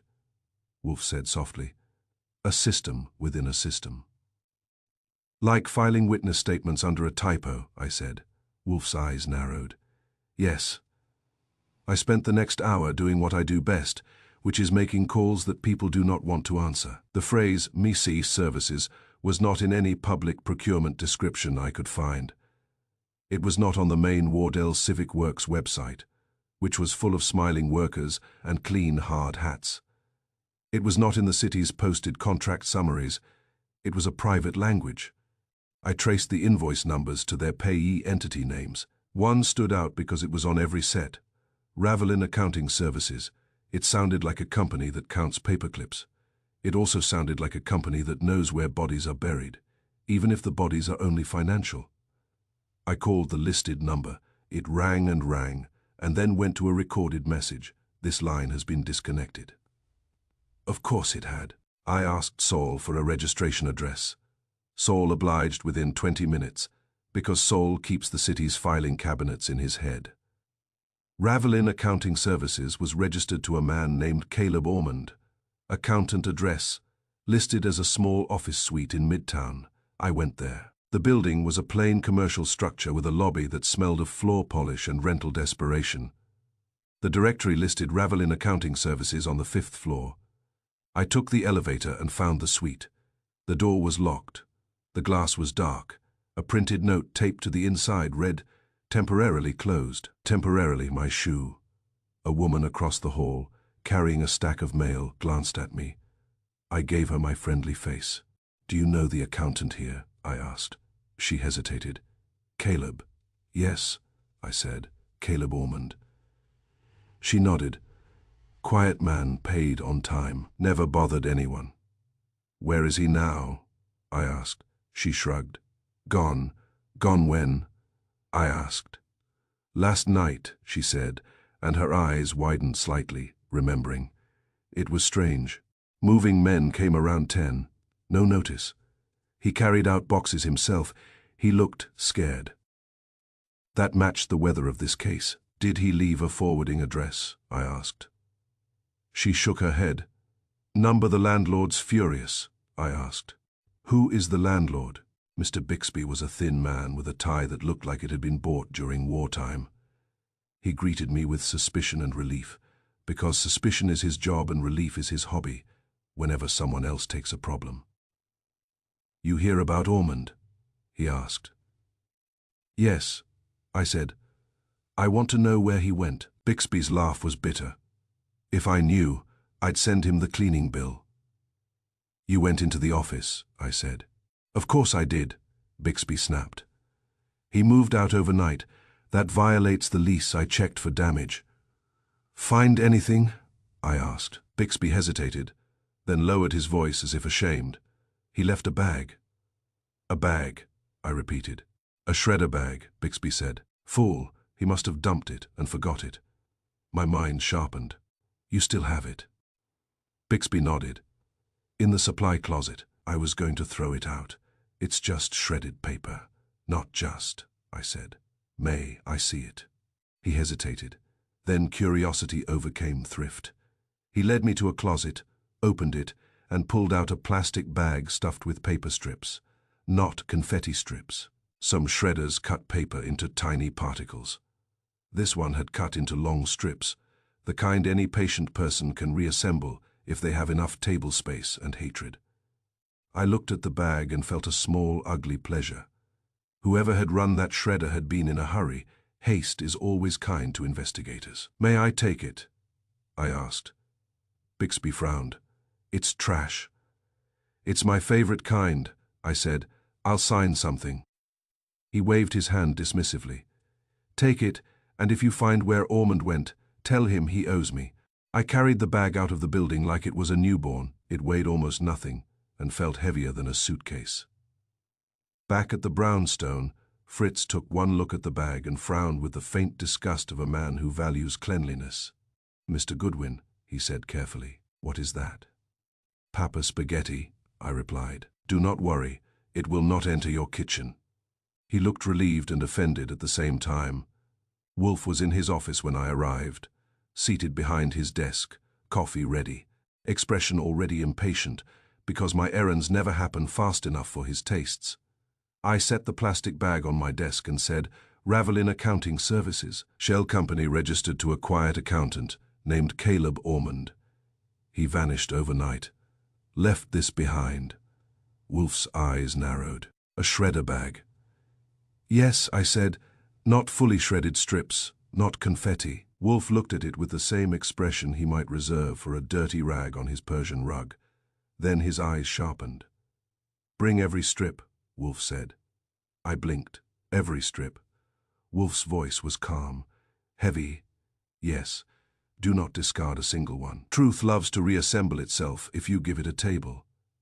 I stared at him. "That sounds like poetry." "It is mathematics," Wolf corrected, "and persistence." I sat down and opened the bag. Strips spilled out, pale and thin, covered in fragments of numbers, letters, signatures, and the occasional ink blot. "Looks like a winter hobby," I said. Wolf's eyes narrowed. "You will do it?" "Yes," I said. "I will do it." Any other cheerful instructions? Wolf's gaze stayed steady. "Yes, while you assemble, I will summon the men who believe a stamp can end inquiry." I paused. "You mean Mallory, Delaney, and Pierce, and now maybe Ormond, if we can find him?" Wolf nodded. "If he is found, he will be frightened. Frightened men speak quickly when they see an exit." I began sorting strips by thickness and typeface, because when you are rebuilding paper, you start with what will not drive you insane. There were typed fragments, printed fragments, and a few handwritten ones that looked like they had been written by someone who believed in discretion. After half an hour, I had enough aligned to read a phrase, "Miss Services, RVP City," override. My fingertips tingled. I looked up at Wolf. "It's talking." Wolf's eyes narrowed. "Continue."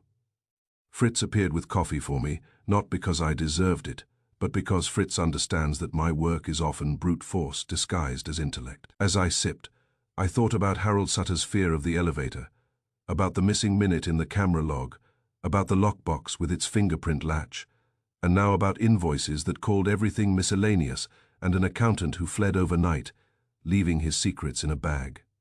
The city had tried to erase the middle. Wolf had given me a table. Chapter 8. Reassembling shredded paper is not dignified labor. It gives you no dramatic flourish, no grand entrance, no satisfying click of a lock. It gives you a stiff neck, fingertips rubbed raw, and the sour understanding that men who steal public money will spend more energy hiding it than they would ever spend earning it honestly. Fritz regarded my folding table the way he regards a spill on Wolf's rug, with quiet offense and the fixed belief that civilization is losing. The table was set up in the office, because Wolf would not allow my paper blizzard to drift into his dining room, and Fritz would not allow it to drift into his kitchen.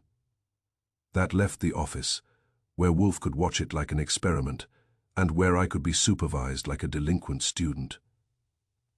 The strips lay in heaps and drifts. Some were typed, some were printed. A few were handwritten in the tight, self-protective script of an accountant who believed ink could be a hiding place. I sorted them by thickness and typeface and learned, again, that patience is merely stubbornness wearing a polite face. Wolf sat behind his desk with coffee close at hand. He had completed orchid hours at 10, and the faint scent of damp soil and green life followed him down the stairs. That scent, in this room, always feels like a rebuke to the city. Orchids bloom by rule. New York lives by excuse. Wolf observed me in silence for long stretches, the way he observes everything. It is unsettling to be watched by a man who can sit perfectly still and still do work. His stillness is not leisure. It is pressure. After an hour, my eyes began to see patterns. There were repeated fragments that belonged together, not by meaning at first, but by the angle of torn fibers and the rhythm of a typewriter's alignment. A strip that ended with "serve" wanted to meet another that began with "ICs." One that carried the tail end of RVP wanted the beginning of channel. It was like listening to a conversation through a wall. At first it is noise. Then suddenly a word comes through, and you realize the whole room is talking. By early afternoon, I had a block of paper clipped together that made a full paragraph. It was typed on plain office stock, not letterhead, which meant it was meant to be internal. The language was brisk. The tone was not careful, not apologetic. It was the tone of a man issuing orders to people he expects to obey. That tone is always interesting because it implies leverage. I read it twice to make sure my eyes were not doing wishful thinking. Then I said, "Wolf." Wolf did not look up immediately. He finished a sip of coffee as if my urgency could wait for his digestion. Then his eyes came to me, narrowed. "Yes," he said. I slid the clipped strips across my desk blotter like a playing card. "This is a memo," I said. "Wardell Civic Works. Internal, it names the structure and it names the man." Wolf leaned forward a fraction, which for him is equivalent to standing on a chair and shouting. He read, eyes moving with that precise speed that tells you he is absorbing everything without effort. His mouth tightened. "Operations." "Yes," I said, and pointed to a reconstructed line. It reads, "Ghost payroll is to be maintained as allocated. Vendor payments routed through RVP channel. Use MISC services line item for consistency." Wolf's eyes narrowed. So the repetition was deliberate. I nodded. "And here." I tapped another line. "Any inquiry is unimportant." Wolf's gaze sharpened. "He uses the word as a tool." "He uses it as a command," I said. "A label that tells the system to stop thinking." Wolf read further. His eyes narrowed until they were slits. "Here," he said softly, and he tapped the next lines as if they were unpleasant. "Coordinate. With records contact for file routing, Detective Reese understands procedure. Stamp and bury. Do not destroy. Destruction creates scrutiny." I exhaled, so the stamp came from inside, not outside. The system was trained. Wolf leaned back. Trained, bribed, or threatened. The mechanism is familiar. I held up another reconstructed cluster, this one handwritten. This is Orman's handwriting. The accountant ledger notes, heading Madsen hold back. Under it are the ghost worker names Saul found. With project codes and amounts, it is siphoning, not mistakes. Wolf's lips pressed together. There was no surprise on his face. There was only confirmation, and with Wolf, confirmation is the moment a case becomes inevitable. "The real thief," Wolf said. "Looks like it," I agreed. "Operations Chief, name appears as R. Madsen in the memo. He built the ghost payroll, routed it through vendor payment Sutter approved, and used Miss Services as camouflage." Wolf's eyes lifted to mine. Harold Sutter became inconvenient. "Inconvenient enough to die cleanly," I said, and I heard my own voice harden. "Or to be made to die." Wolf's gaze did not soften. "It never does when the truth is ugly. Yes, coercion that imitates consent. It is effective because it leaves no bruise for the public to notice." I sat back, rubbed my eyes, and stared at the grey portable safe on the corner of my desk. It sat there sealed and silent, fingerprint latch blank, as if it were listening. Somewhere in that metal box, if it was the same model and the same unit, was the proof that had been carried like a sin and fought over like a fortune. "We still need a stronger bridge," I said, "the suicide note." Wolf's eyes narrowed. "Correct. The note is the story. They cannot allow the story to wobble." I pulled the photocopy of the handwritten note from my folder. I had stared at it earlier without seeing what mattered. Now I read it again with the memo's tone in my ears. "I am sorry for any inconvenience my actions may cause." Inconvenience. That was the word that snagged. Men write last words the way they speak. They do not generally die sounding like a company bulletin. I said, "Wolf, this note reads like policy." Wolf's gaze sharpened. "Explain." "It uses corporate phrasing," I said. "The kind you find in safety manuals and incident reports. Apology without emotion, responsibility without detail. It does not sound like fear. It sounds like liability." Wolf's mouth tightened. "Then it is copied or dictated," I said. "Either way, the source exists." Wolf nodded once. "Find it." That was the part I did not enjoy, not because it was difficult, but because it meant walking into Caraway again, and watching people pretend the dead man had been a minor inconvenience. That kind of pretending is one of the few things that irritates me beyond humor. I called Delaney and did not bother with pleasantries. "I need your building safety manual," I said. Delaney's voice on the line was tight. "For what purpose?" "For the purpose of proving you are lying," I said. "Send it here." He tried to protest. I reminded him I could bring Inspector Kramer to help him understand urgency. Delaney made a sound like a man swallowing something sharp and said he would send it. While I waited, Saul called with confirmation that made the memo's signature line feel heavier. "Rolf Madsen," Saul said. Full name: Wardell Civic Works Operations Chief. He started there 6 years ago, came from a private logistics firm, has a habit of running projects efficiently. Also has a habit of making complaints vanish.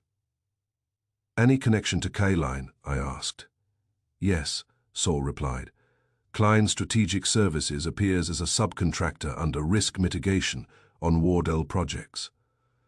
The contract signature is Madsen's. Klein's invoices often include the line item, MISC Services. I looked at Wolf. Wolf was listening even though Saul's voice was only a murmur in my receiver. Wolf has that talent. He listens to outcomes. "Anything else?" I asked Saul. Saul's tone stayed calm. "Madsen's assistant says he is traveling today. No itinerary. That usually means hiding." "That's what I thought," I said. "Thanks." When I hung up, Wolf spoke at once. "Madsen will come," Wolf said. I blinked. "You think?" Wolf's eyes narrowed. "He will come because he believes he controls the system. Also, he will be curious. Men who call things unimportant are always curious about what others are reading." A messenger arrived an hour later with the safety manual. A thin binder, glossy cover, the sort of document that reassures insurers. The clerk who delivered it would not meet my eyes and moved, as if he expected someone to yank him backward by the collar. I opened the binder and began reading, which is a depressing activity when the document is written by people who treat human life as a paragraph break. The language was full of bland warnings and polite threats. Do not run. Do not lean. Report hazards. Comply with instructions. And in the section on incident response, there it was, like a familiar bad smell. "We regret any inconvenience caused by incident response measures." I looked again at the suicide note. The phrase matched. Not exactly word for word, but close enough in structure and tone that it felt like a fingerprint. Then I found another line in the manuals section on employee conduct and compliance. No employee is forced to act against his or her will. That was the kind of sentence written by someone who wants it on record, that coercion does not exist, which is usually proof that coercion exists and is profitable. I flipped to the final pages. There was an author credit, small and easy to miss, prepared by R. Madsen Operations. I sat back slowly and let the anger settle into something usable. "Wolf," I said. Wolf's eyes narrowed. "Yes." "The safety manual language matches the suicide note," I said, "and the manual is authored by Madsen." Wolf did not smile. The corners of his mouth tightened, but it was not pleasure. It was the expression of a man watching a trap close. "Therefore Madsen wrote the note," Wolf said. "Or provided it," I said, "or dictated it. But it came from him. The phrasing is corporate, not personal. Harold didn't write it. Harold was given a script." Wolf leaned back and steepled his fingers. "We now possess," Wolf said, "motive, method, and authorship. Theft by ghost payroll, concealed by vendor payments, enforcement by a private security firm, suppression by a compliant homicide detective, narrative control by a public relations agent, and a dead bookkeeper used as punctuation." I nodded. "And the missing minute on the camera log." Wolf's eyes narrowed. "Yes, the middle erased. The ends presented, a clean story for a dirty act." I looked at the portable safe again. "We still need the fingerprint latch. We need to open the safe." Wolf's gaze shifted to the safe. "We need the hand." I hesitated. "And how do you plan to acquire the hand without getting mine broken?" Wolf's voice stayed calm. "We will not seize it. We will invite it. That was Wolf in full bloom, which is more dangerous than any orchid. He reached for his phone, then paused and looked at me as if deciding how much trouble my spine could handle. Archie, he said, we will prepare an office gathering. I nodded. You will invite half the city and then announce the truth like a judge. Wolf's mouth tightened. Not like a judge, like a man who refuses to accept manufactured unimportance. He began listing names as if reading from an internal menu. Wardell Civic Works Leadership, Wolf said, their president, if possible. Certainly. Madsen, Detective Harlan Reese, Randall Pierce, Victor Mallory, Mr. Delaney, Inspector Kramer. I stared. That is not a gathering, that is a collision. Wolf's eyes narrowed. Collisions produce admissions. I began making calls because Wolf's plans become real the moment he speaks them. Kramer's reaction arrived right on schedule. He shouted, he swore, and he demanded to know why he was being dragged into Wolf's theater again. I told him we had a memo naming an operations chief and tying a homicide detective to the stamp. There was a long pause. Then Kramer's voice turned colder. Reese, he said, that bastard. You know him? I asked. I know his type, Kramer growled. Keep him there, Goodwin. I'll be there. Pierce accepted the invitation with the quick politeness of a man who believes he can manage any room. Delaney tried to refuse, and then discovered that refusal sounds weak when you are surrounded by suspicion. Mallory did not accept or refuse. He simply said, we will see, in a tone that made it sound like a threat.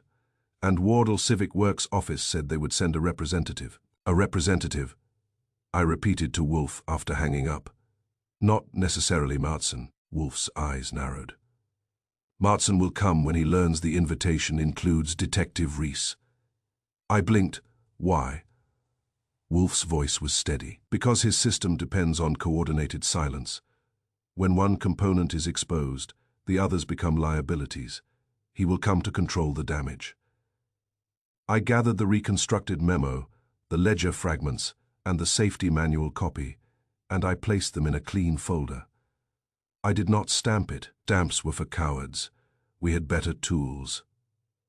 As I moved, I thought of Harold Sutter's sister and her phrase, being made to die. I thought of Eddie Ramos seeing a lockbox and a ring flash under the freight corridor lights. I thought of a missing minute in a camera log, erased so neatly it might have been a miracle. Wolf watched me with that steady, intolerable calm. Tomorrow, he said, they will learn why the file mattered. And if they don't show, I said, Wolf's eyes narrowed, they will. Outside, the city kept grinding forward, full of noise and pretense. Inside, the brownstone held its order and its orchids, and its quiet threat, that truth, given a table, reassembles itself. And tomorrow, Wolf intended to make the system read it aloud.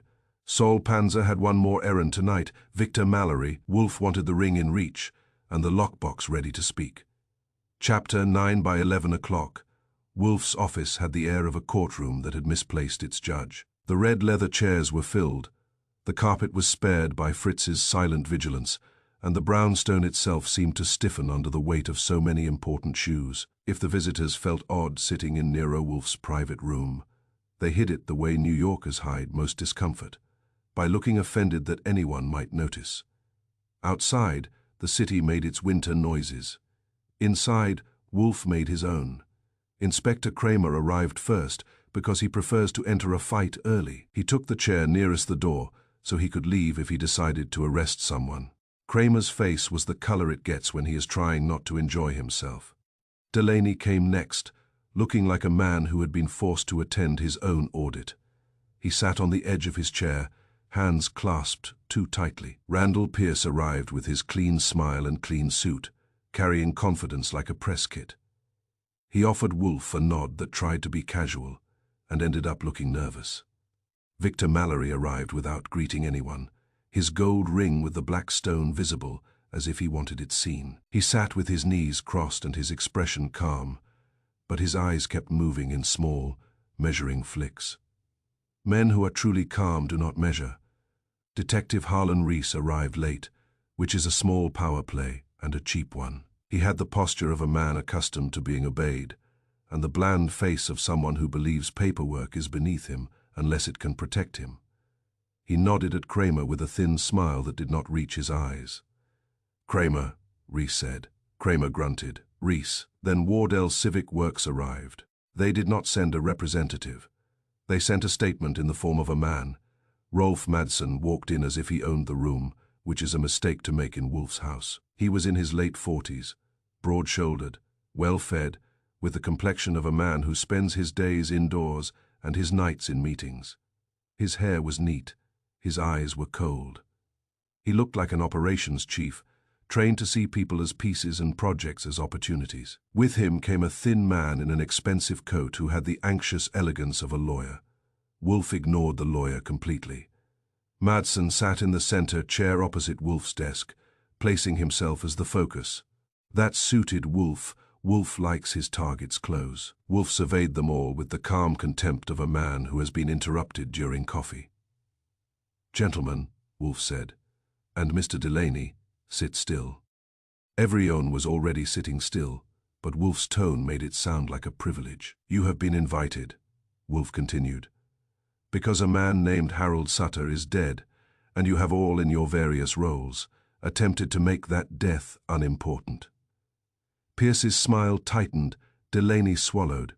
Reese's eyes narrowed. Madsen did not move. Madsen spoke first, voice smooth. "Mr. Wolf, I am here because my company's name has been dragged into insinuation. We have no involvement in an employee's personal tragedy." Wolf looked at him as if he were a stain on the desk blotter. "Personal tragedy," Wolf repeated. "An interesting phrase for a man who writes safety manuals." Madsen's eyes flicked. A small movement. Then his face settled again. "I do not know what you mean," he said. "No," Wolf said. "You rarely know what you mean.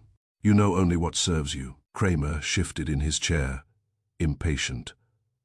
"Wolf, cut the fat. You got something. Say it." Wolf ignored him. He looked at Madsen again. "Mr. Madsen," Wolf said, "you have siphoned funds through ghost payroll, concealed it as vendor payments with the line item Miss C Services, and enforced obedience through a private security firm. Harold Sutter became inconvenient because he approved the payments and then resisted." Madsen smiled faintly. "That is absurd." Wolf's eyes narrowed. "Absurd does not mean false. It means you wish it were not true." The lawyer beside Madsen cleared his throat. "Mr. Wolf, my client will not." Wolf lifted a hand. "Your client will listen. You may speak when I permit it, Archie." That was my cue. I went to the side table and picked up the reconstructed memo, clipped and preserved, and laid it on Wolf's desk where Madsen could see it. Wolf did not read it yet.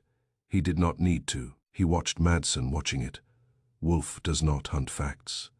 He hunts reactions. Madsen's eyes skimmed the page. His expression barely shifted, but his fingers tightened on the chair arms. It was the smallest tell. Small tells are enough for Wolf. Madsen said, "That document is fabricated." Wolf nodded. "Of course, everything that threatens you is fabricated, and therefore unimportant." Reese smirked slightly at that, enjoying the performance while pretending he had not participated. Wolf turned his gaze toward Reese. "Detective Reese," Wolf said, "you stamped the Sutter file unimportant." Reese's expression hardened. "That is not a police stamp." Wolf's eyes narrowed. "Then you applied it using non-polis ink, that is worse." Kramer leaned forward. "Reese, what the hell is he talking about?" Reese glanced at Kramer, then away. "I did not stamp anything. There was a suicide. It was concluded. The file was routed." Wolf's voice stayed calm. "Routed into parking tickets. Yes, an efficient method." Reese's jaw tightened. "That is administrative." Wolf looked at him. "Administrative becomes criminal when used to conceal." Madsen leaned back and spoke again, smoother now, as if trying to regain control by pretending boredom. "This is nonsense," he said. "A bookkeeper killed himself. He left a note. He was depressed. "There is nothing else." Wolf stared at him. "You are mistaken. There is else." He reached into his desk drawer and removed a single sheet of paper. Crisp and copied, he held it up.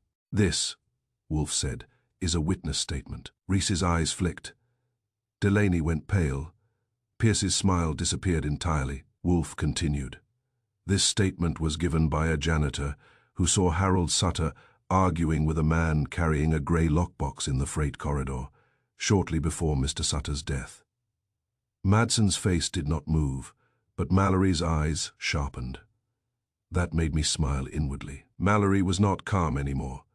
Reese said quickly, "That statement is irrelevant. The janitor didn't see the death." Wolf nodded. "And you did. You saw it in the file. You then allowed it to be misfiled under the wrong name with a typo that made it unsearchable." Reese's mouth tightened. "That's ridiculous," Wolf said. "Ridiculous is filing it under Eddie Romas instead of Eddie Ramos. Observe," he read aloud, slowly, each word crisp. "Statement of Eddie Romas, janitorial staff, at approximately 5:05 p.m. I observed Harold Sutter in heated discussion with an unidentified male subject carrying a grey metal lockbox. Subject wore a gold ring with a black stone. Subject stated, quote, 'You took it already, you will finish,' end quote." Wolf lowered the paper. "You see," Wolf said, "I have preserved even the typo, because the typo is not error. It is technique." Madsen's smile was gone now. His jaw had tightened. He leaned forward slightly, eyes cold. "That proves nothing," Madsen said. "A janitor saw an argument. People argue. That does not make me a thief or a murderer." Wolf's eyes narrowed. "It makes you a man present in the story. And now, Detective Reese, tell us why the camera log has a missing minute." Reese's eyes narrowed. "Camera logs glitch." Wolf's voice stayed calm. "Not with surgical precision. The corridor camera runs, then drops for exactly 1 minute at 5:12 and resumes at 5:13. That minute is the minute the freight elevator incident occurs." Reese shifted, irritation rising. "So what?" Wolf leaned forward slightly. "Was the gap authorized?" Reese's mouth opened. He meant to dismiss. He meant to shrug it away. Instead, he said the one word he could not retrieve. "It was authorized," Reese said. The room went very still. Kramer's head snapped toward him. "Authorized by who?" Reese's face changed, the flush creeping up. "I didn't mean," Wolf's voice cut in, calm as a guillotine. "You meant exactly that. You cannot authorize a glitch. You can only authorize an absence." Reese tried to recover, leaning on arrogance. "Security systems are maintained. Sometimes footage is removed for privacy." Wolf's eyes narrowed. "Privacy of theft, privacy of coercion, privacy of a grey lockbox being moved." Madsen's lawyer spoke sharply. "Mr. Wolf, this is speculation." Wolf turned his gaze toward the lawyer, as if noticing him for the first time. "You are correct. It would be speculation without proof." He looked at me, Archie. That was my cue again, and this one was more satisfying. I went to the corner where the grey portable file safe sat, silent and smug. It had been on my desk for days like a challenge. Now it was no longer sealed. We had acquired cooperation, not by breaking bones, but by doing what Wolf does best, forcing people into corners where cooperation feels like the cheapest escape. The previous night, Saul had located Victor Mallory and let him understand. Plainly, that kidnapping a clerk and meddling in a police file are not services. They are felonies. By morning, Mallory had decided cooperation was cheaper than bravery. He had not confessed. He had merely agreed to perform one small, measurable act in front of witnesses. At Wolf's request, Mallory placed his finger on the sensor. The latch clicked. The safe opened. Because Mallory's print had been enrolled as the field access thumb the first week, the lockbox was put into service. Inside was a thin leather ledger and a sealed envelope. I carried the safe to Wolf's desk and set it down. The metal thunk sounded like punctuation. I opened it and removed the ledger, Madsen's eyes fixed on it. His face remained controlled, but his pupils tightened. He knew it. That is a special kind of recognition. The recognition of a man seeing his own crime in physical form. I held up the ledger. "This," I said, "is Harold Sutter's original ledger, not the clean copies. The original notes, dates, approvals, and something else." Wolf took the ledger from me and opened it. The pages were filled with Harold's neat handwriting dates, project codes, vendor names, and, in the margins, brief annotations that made the hair on my arms lift. Madsen said, "Sign lockbox handoff Klein. Watching elevator if refuse payment 10K bait." Wolf read a page aloud. "The 5th of January. Miss 6 services. Approved. Threatened. Finish or elevator." Madsen's mouth opened. The lawyer beside him surged forward, but Kramer half rose, blocking him with his bulk. Wolf continued reading, voice steady, each line a nail. "The 9th of January, ghost name added, told unimportant. Payment promised. Lockbox moved." Then Wolf closed the ledger. "You see," Wolf said, looking at Madsen, "the coercion is documented. The victim did not approve happily. He approved under threat. He feared the elevator not because he feared heights, but because he feared the story you intended to write." Madsen's voice came out rougher now. "That book could be forged." Wolf's eyes narrowed. "It could be if you believe in miracles. But miracles do not include your language." He lifted the suicide note copy, the bland corporate phrasing. "This note," Wolf said, "uses phrasing from a company safety manual. That manual was authored by you. A man does not end his life by quoting his thief." Madsen's jaw worked. Pierce cleared his throat, trying to reclaim his role. "Mr. Wolf, this is damaging speculation. Wardell will." Wolf cut him off. "Mr. Pierce, your role is to keep donors calm. Today you will keep yourself silent." Pierce's face flushed. Wolf turned to the room, voice calm, heavy. "Harold Sutter did not jump," Wolf said. "He was pushed by paperwork. His signature was coerced. His fear was managed. His witness statement was misfiled. His file was stamped unimportant. The camera gap was authorized. All of it was designed to produce the clean conclusion everyone prefers." He looked directly at Madsen. "And it was finished," Wolf said, "by someone who believed labels are locks." Kramer's voice was a growl. Madsen finally lost a fraction of his control. He leaned forward, eyes hard, and said, "You can't prove I killed him." Wolf's eyes narrowed. "We do not need to prove you tied the rope. We need to prove you created the conditions that made the rope inevitable. In law, you may argue distinctions. In reason, the distinction is insult." Reese's face was pale now. He stared at the ledger as if it were a gun pointed at him. Kramer turned on him. "Authorized," Kramer repeated. "You said authorized. Who authorized it?" Reese swallowed. His eyes flicked to Madsen, then away. Wolf watched him with calm satisfaction. "You will answer," Wolf said softly, "because the alternative is that you will be labeled unimportant in the system you helped build. And unlike their stamp, mine is accurate." The room held its breath. The trap had closed.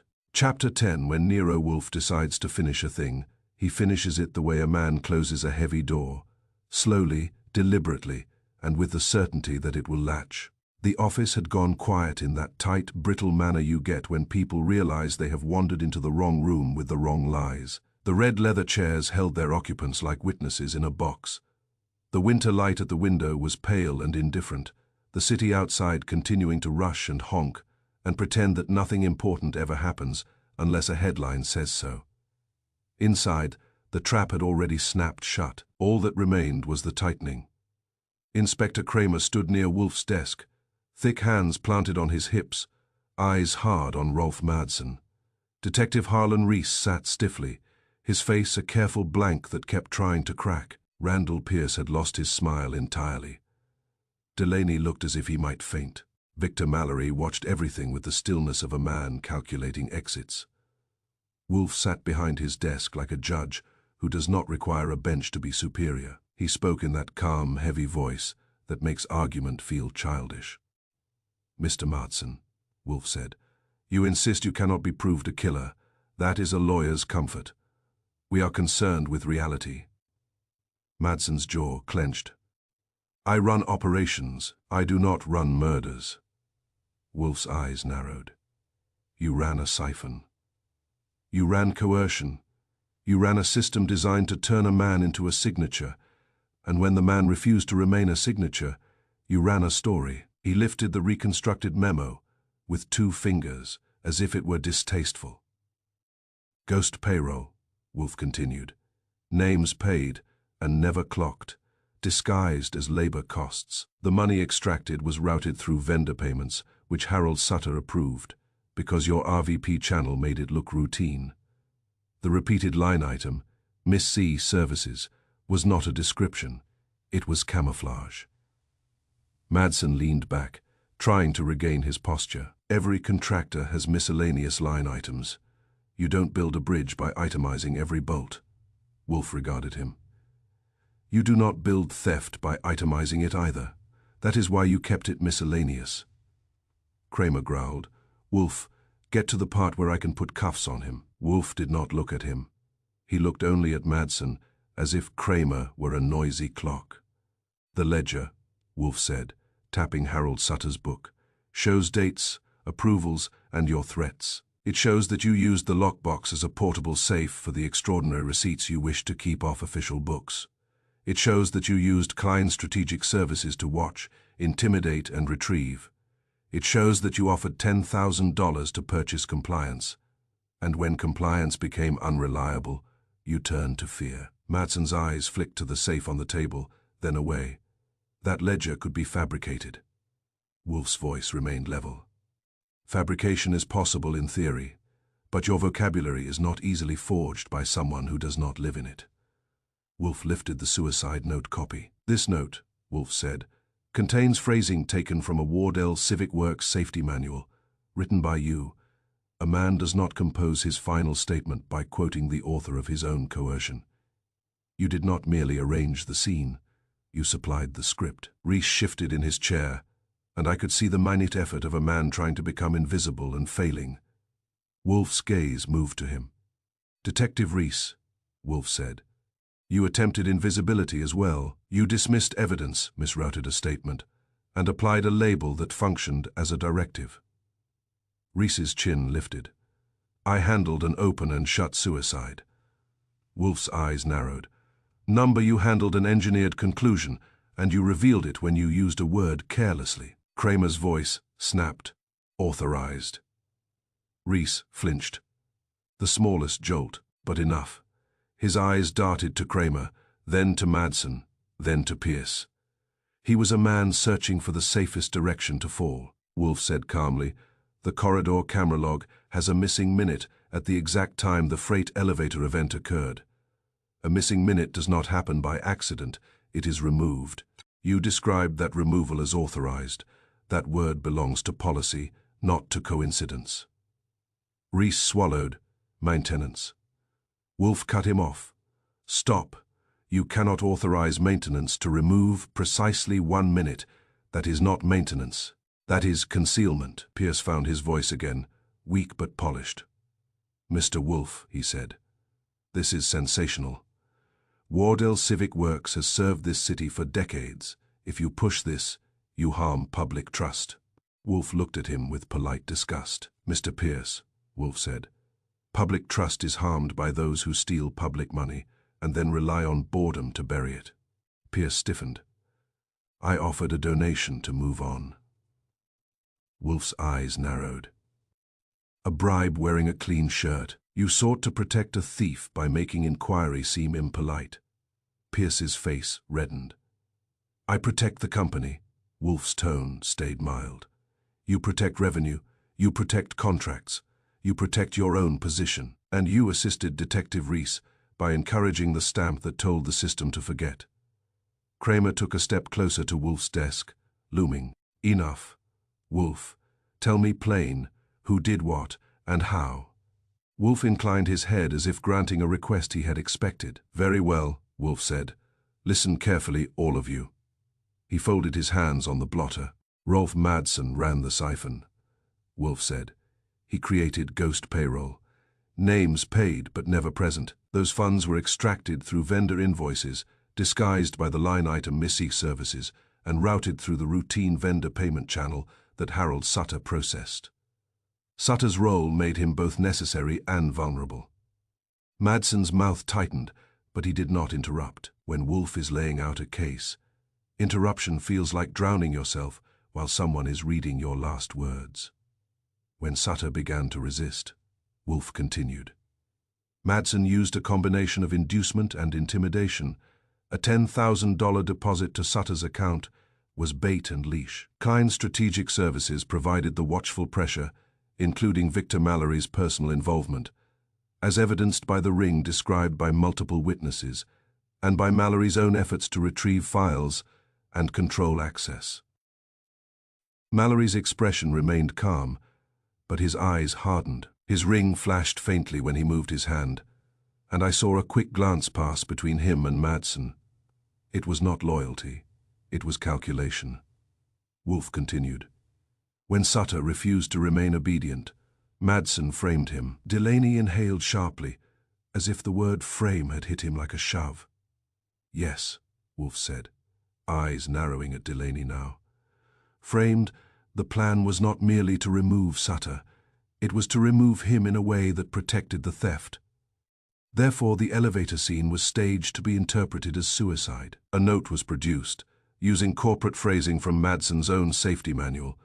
The corridor camera log was altered to remove the single minute that would have shown a lockbox transfer or the presence of another man. The witness statement from Eddie Ramos was taken, then misfiled under a misspelling and placed in the wrong section so it could exist without being found.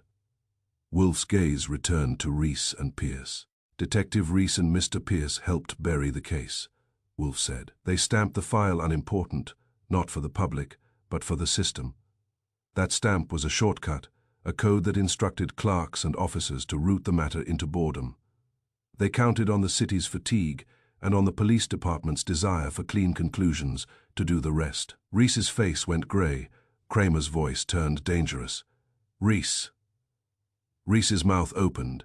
Nothing came out. Then, finally, he said, "It was a directive." Kramer barked. "From who?" Reese's eyes darted once more toward Madsen and then away, as if choosing between a criminal and a badge. "Madsen," Reese said hoarsely.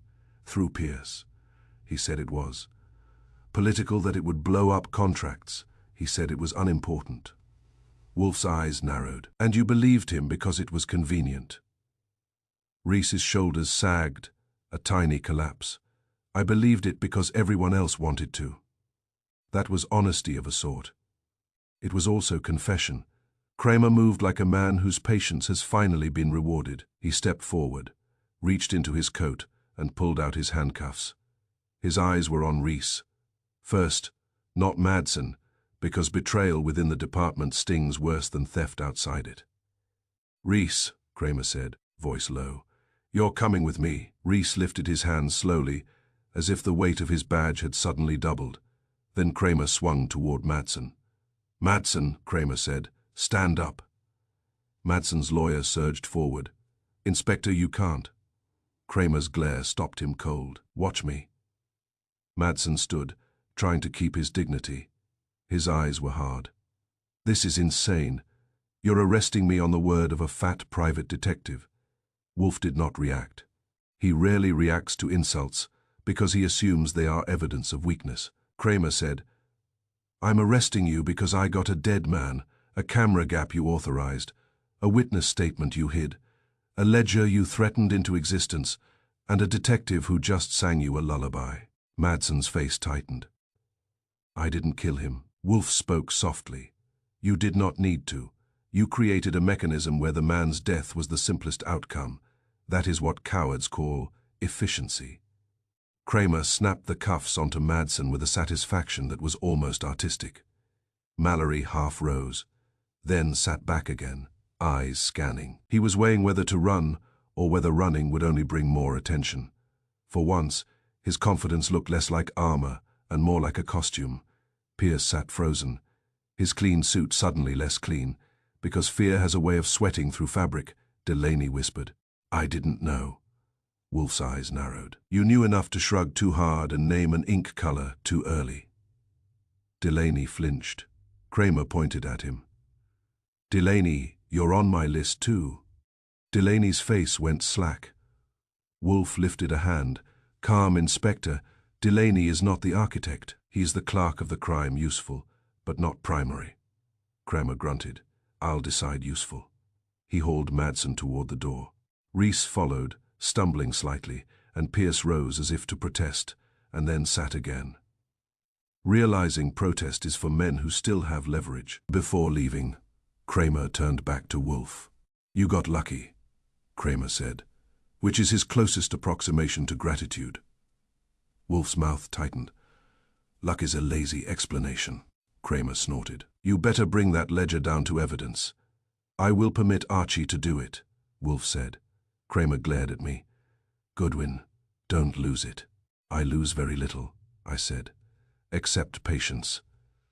Kramer left, hauling his prizes. The office felt emptier with the biggest bodies gone. But the air still held tension. Pierce stood slowly now, adjusting his coat as if clothing could restore control. Mr. Wolf, Pierce said, voice brittle, Wardell will survive this. The city needs us. Wolf looked at him, unmoved. The city needs roads and bridges. It does not need your theft. Pierce's jaw tightened. He glanced once at Mallory, and then left without another word. Mallory lingered for a second, gold ring catching the light. He looked at Wolf. You think you've won? Mallory said quietly. Wolf's eyes narrowed. Winning is irrelevant. Accuracy is relevant. Mallory's mouth twitched as if he might smile. He did not. He left. Delaney stood last, trembling. Mr. Wolf, I didn't mean... Wolf cut him off. You meant to obey, that is sufficient. Go. Delaney fled. At last, only Wolf and I remained, with Fritz in the doorway like a guardian of civilization. Fritz looked at the scattered papers, then at Wolf. Shall I remove the chairs, sir? Yes, Wolf said, and remove the odor of stupidity. Fritz nodded, as if this were a routine request which, for Fritz, it probably was. When Fritz had gone, Wolf sat back in his chair and looked at the closed folder on his desk, the one that had tried to command the world to stop reading. He placed a thick hand on it, not gently but decisively, as if closing the lid on a box. Archie, Wolf said, the word unimportant is merely another word for dangerous if read. I nodded, feeling the case settle into completion the way a lock clicks when it finally aligns. Especially, I said, when the system wants to forget. Wolf's mouth tightened in something that might have been satisfaction if Wolf ever allowed himself warmth for human behavior. He reached for his coffee. Now, Wolf said, I wish to be left alone with my orchids and my digestion. The city may continue to pretend that boredom is justice. We have proved otherwise. I picked up the ledger and the reconstructed memo, ready to hand them over to men who would file them properly, now that they were no longer labeled to disappear. As I went to the hall, I glanced back once. Wolf sat in his chair, calm, unmoved, the intellectual center of the brownstone, and the city outside was still noisy, still cold, still full of people who would rather not read. But somewhere in its system, a stamp had failed, and that, for once, felt important.